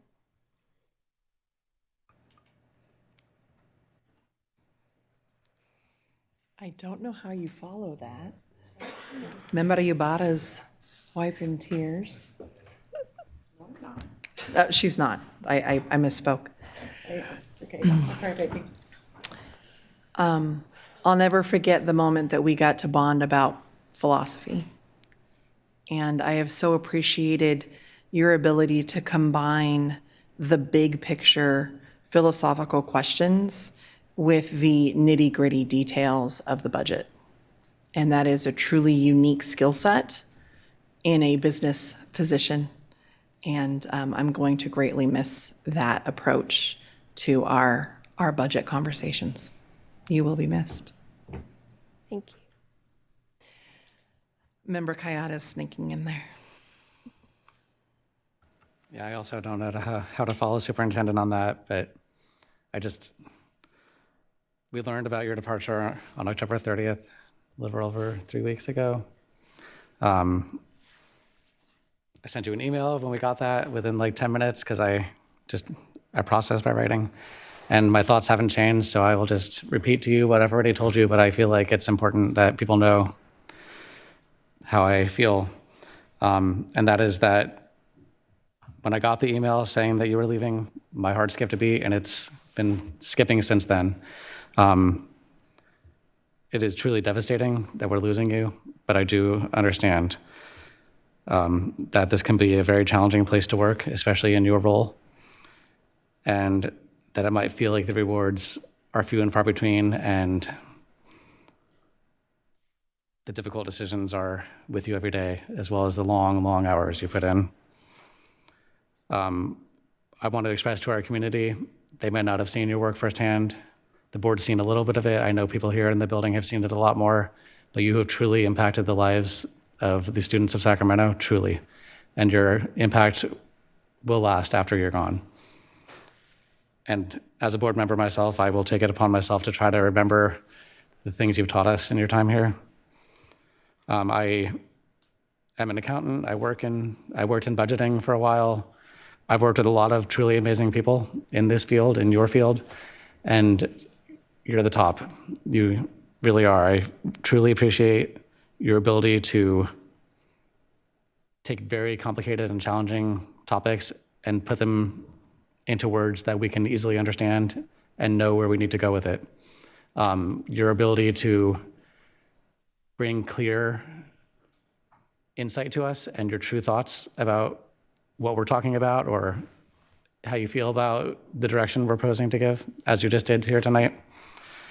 So I wish your future employer as well, and I just hope that we can get someone else that's even half as great as you've been here in your time. Thank you. Thank you. Member Ibarra.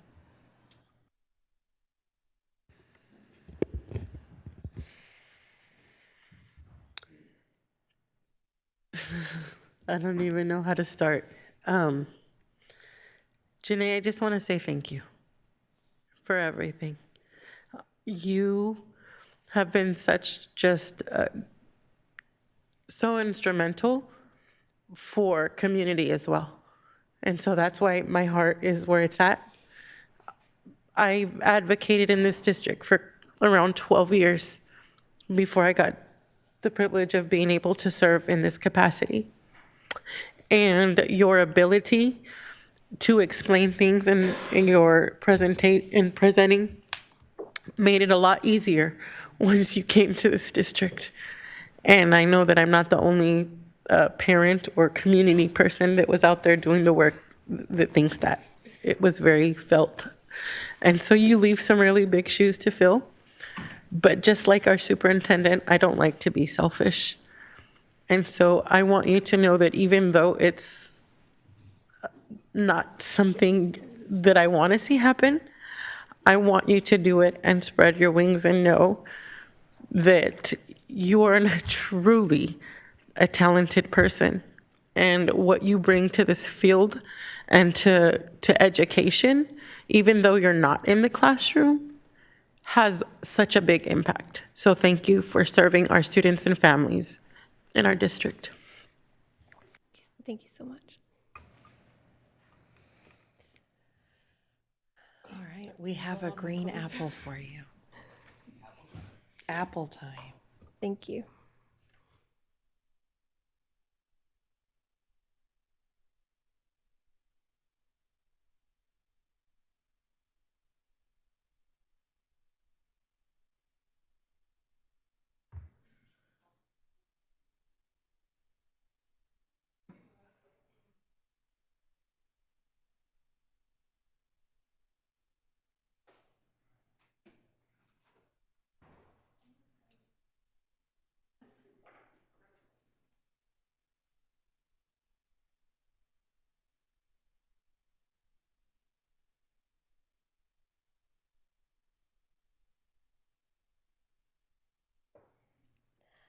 Board, thank you so very much. Superintendent, thank you for the kind words. I can stand up here and say hard things all day, and to be honest, the hardest thing for me is to stand here and hear compliments. But I appreciate the acknowledgement of the work and just for your belief in me. I'm sorry that I can't carry forward any farther, but it truly has been my privilege. And I wish you all well, and just my gratitude to you and everything in my heart to the entire Sacramento City Unified community. Thank you. Thank you.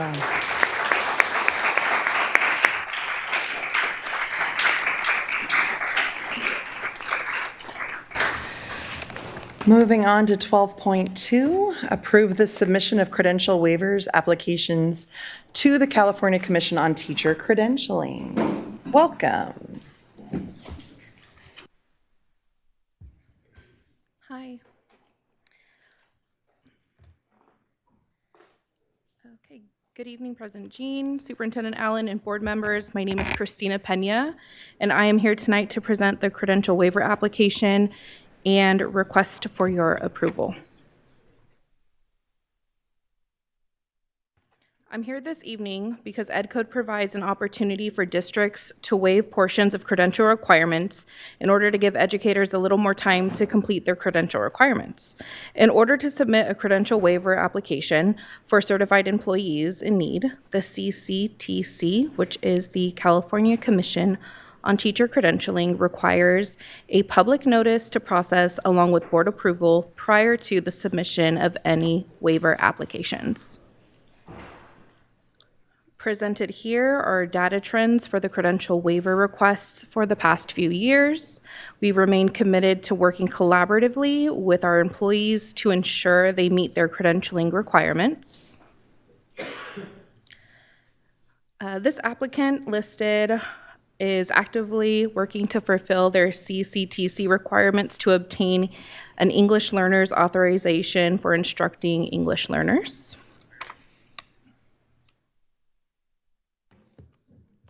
The waiver requested this evening will grant the teachers the additional time to complete their English language authorization while continuing work with our students. Staff recommends approving this permit. Short, sweet, to the point. Thank you. Do we have any public comment? We do not. Board discussion? I'll entertain a motion. I'll second. So moved. Perfect. We can do it in any order. It's all good. Student preferential. Aye. Member Jean? Aye. Member Kayada? Aye. Member Benjamin? Aye. Member Rhodes? Aye. Member Ibarra? Thank you. Thank you. And 12.3, approve of moving the 2026-2027 traditional school calendar. Welcome. Hello, good evening, Vice President Jean and Superintendent Allen, members of the board. My name is Dan Schalick. I'm your Director of Employee Relations. Good evening.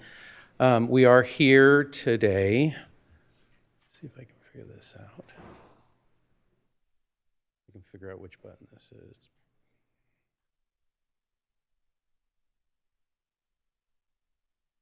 Okay, the purpose that we are here is to seek approval today to implement a mid-August start and end of May, end of the school year with a first semester that ends at winter break. We're going to talk about why we're here. It's rooted in a negotiated agreement that we came to with SCTA and our 25-26 successor agreement. We're going to talk about what steps we've taken since that agreement, and then we're going to talk about, if it's approved tonight, what our next steps will be.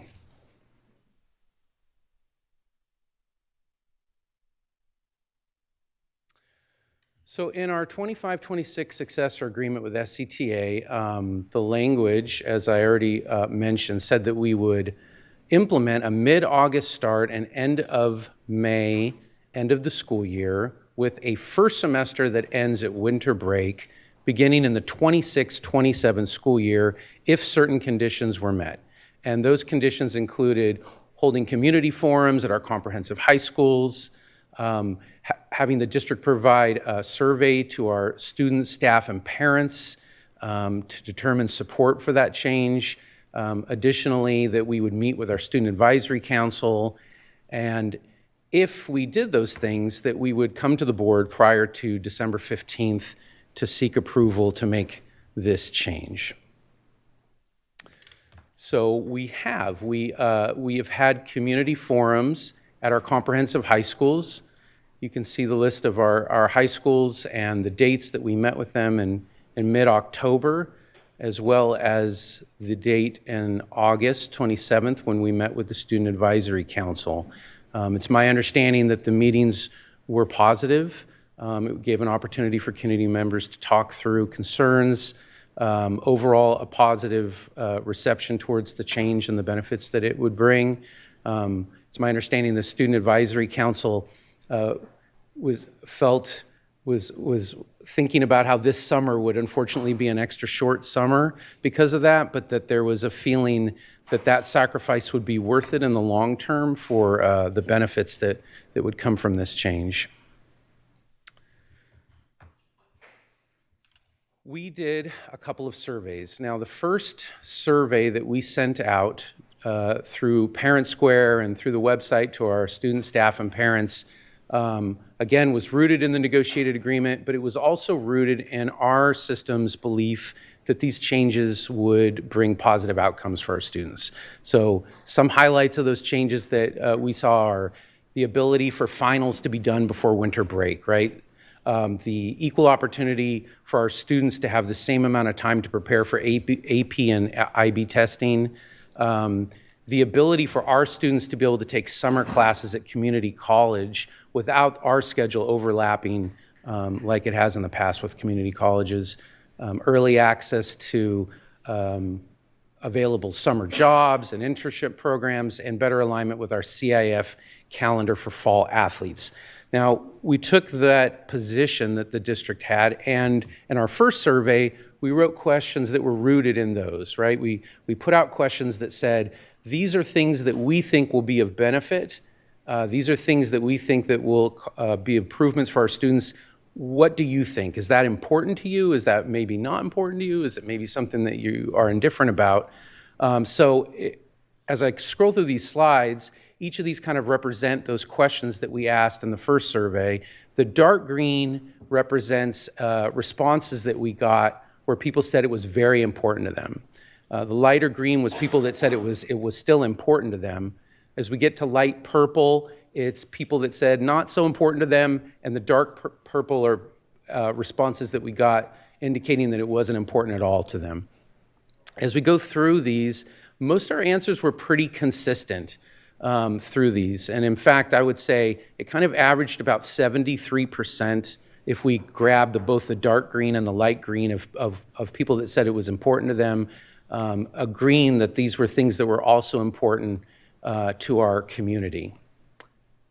Now, after that, and based on additional feedback we received, we did another survey. The second survey we sent out on the 13th of November, and it just finished yesterday. It was sent through Parent Square. And this one, instead of leaning into the benefits that we think that it would bring. It merely asked the public, are you in favor of this change? Are you not in favor of this change? Or are you indifferent to it? Again, the green represents the response we received, indicating that they were in favor of the change. And as you can see, it was similarly consistent. We received over 60% in favor of making the change. And if we add in another 10%, roughly, of people that were indifferent to it, that left under 30% of the responses of those who were not in favor of that change. So, what we are seeking tonight, if you were to approve this, is our ability to go and meet and collaborate with the academic office, with human resources, with all the different district departments to make a concrete calendar. We know it's going to have a mid-August start date. We know it'll have an end of May. We know that it has to have the end of the first semester for winter break. But we'll go back and make sure that everyone's voice is heard in terms of pinpointing exactly what days within that calendar. We'll also engage with our labor partners. And of course, we will have it audited for instructional minutes to make sure it's completely compliant. Again, if it's approved, then we will do that work and we will come back on December 18th to bring that finalized calendar for your approval. We are recommending that this be approved, but of course that is up to you, and I am hopefully able to answer any questions that you might have. Thank you. Do we have any public comment? We do not. Any board discussion? Member Ibarra. Thank you for the presentation, and also thank you for the second round of an opportunity for parents to give their voice in a way that felt more like that was what was being asked for. This was definitely a learning experience for me, doing like these surveys, but being on this end. And so it just made me reflect on a lot of things. But I am very grateful that you were able, or not you, but the team was able to give that second opportunity. And I love how we were able to see the data kind of mirror, right? And then also, it also reflects a lot of the emails that, I don't know if you all read the comments that came in the emails, but I did. And this aligns very much with what you just showed us in the data. So I just wanted to say thank you for opening up that. That was really, I think, a bold thing to do because community was so loud about how they were feeling. And the fact that the district took that move, to me, I appreciate that. So I just wanted to really highlight that this evening. Thank you. Member Kayada. I want to appreciate staff's work on this, appreciate SCTA's collaboration on this, and appreciate the community for providing their feedback. As Member Ibarra said, we got several hundred comments about this in addition to the actual numbers of the survey. I read them. I think the rest of the board at some point, if we haven't read them yet, we're going to go through them. But more importantly, I'm hoping and I believe staff will go through those when we actually form the calendar, because they weren't just yes, no, I like this or not. There was details about why. Yeah. And so I think it's important that that's reflected in how we pick the actual dates. For me, I've always been a fan of changing our calendar. I didn't grow up here in Sacramento, and this calendar always struck me as odd, especially given that how late we get out, the impact it has, not just on our high school kids, but younger kids too. But ever since I was talking to people about this, they said this couldn't be done. This is something that Sacramento City was never going to be able to handle, something big like this. And we got it done. That doesn't mean that the voices of the 30% of people that didn't support it are not relevant, and I'm glad we got those voices. And I know a lot of the 30% are very passionate about their lack of support, so we're going to continue to engage and understand how this is done, first and foremost, making sure we've got good quality AC in our classrooms. But really appreciate this, and I'm glad we got this done. Thank you. Yeah, just to echo that, in my opinion, this makes total sense. I've been able to work also in post-secondary ed, and so what happens a lot of times, and I'm a Sac City Unified School District graduated, and it always felt like I was forcing myself inside the calendar, right? And so this feels a little more freeing for those of us who work with, especially our 11th and 12th graders who want to take classes at, community college. I think the summer jobs and internships, right? This just leaves this open in a little bit more space, and so I like this. I'm glad that you engaged the community the way you did, right? To get the statistics, and yeah, I really do like this, and I'm in agreement with it. Back to Member Ibarra. I just remembered some stuff. I know I was able to sit in one of those listening sessions, and it didn't come up, but I shared there, so I want to share here. One of the things that I was saying, like, let's consider, right? Even though I know we're leaning, it sounds like. Anyway, I shouldn't have said that. Where I'm going with this comment is that some of the things that have impacted me, that made me think of this, is like the summer opportunities for students and how we're at a disadvantage because of our calendar. And what I mean by that is when you're competing for summer programs that are limited for your kids over the summer, whether it's through for your youth or for your kids that are in preschool and require childcare, this also opens opportunities for our disadvantaged families to be able to get secure spots so that they can continue doing what they need to do over the summer. And I think that that's something really important to highlight. I also think that it is important for us to think about, and this is for community, not so much for you on the dais, because I know you all know this, but when we think about hiring and retaining staff and the competitiveness of trying to get those employees to come to our district before the school districts that are starting the school year before us is extremely challenging.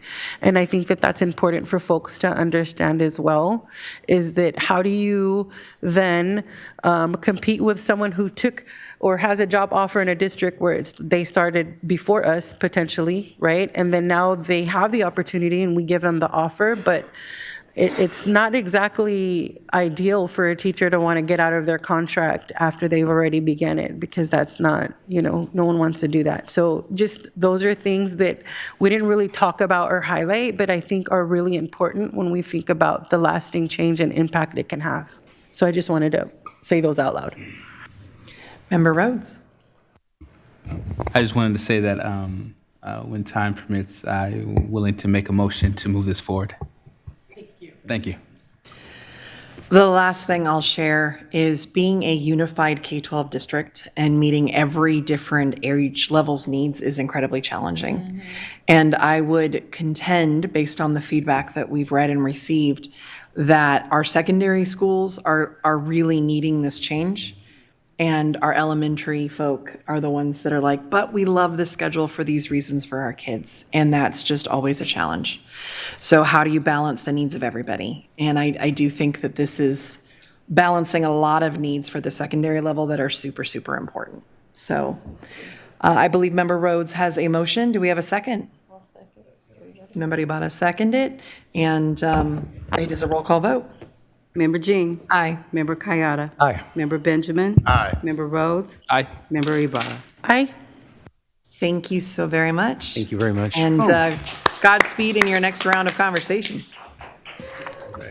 With that, we're moving to 14.0, future board meeting dates. We'll be here on December 18th. There is not a meeting on December 3rd because we are participating in the CSBA Annual Education Conference. So December 18th, 4:45 closed session, 6:15 open, January 15th as well.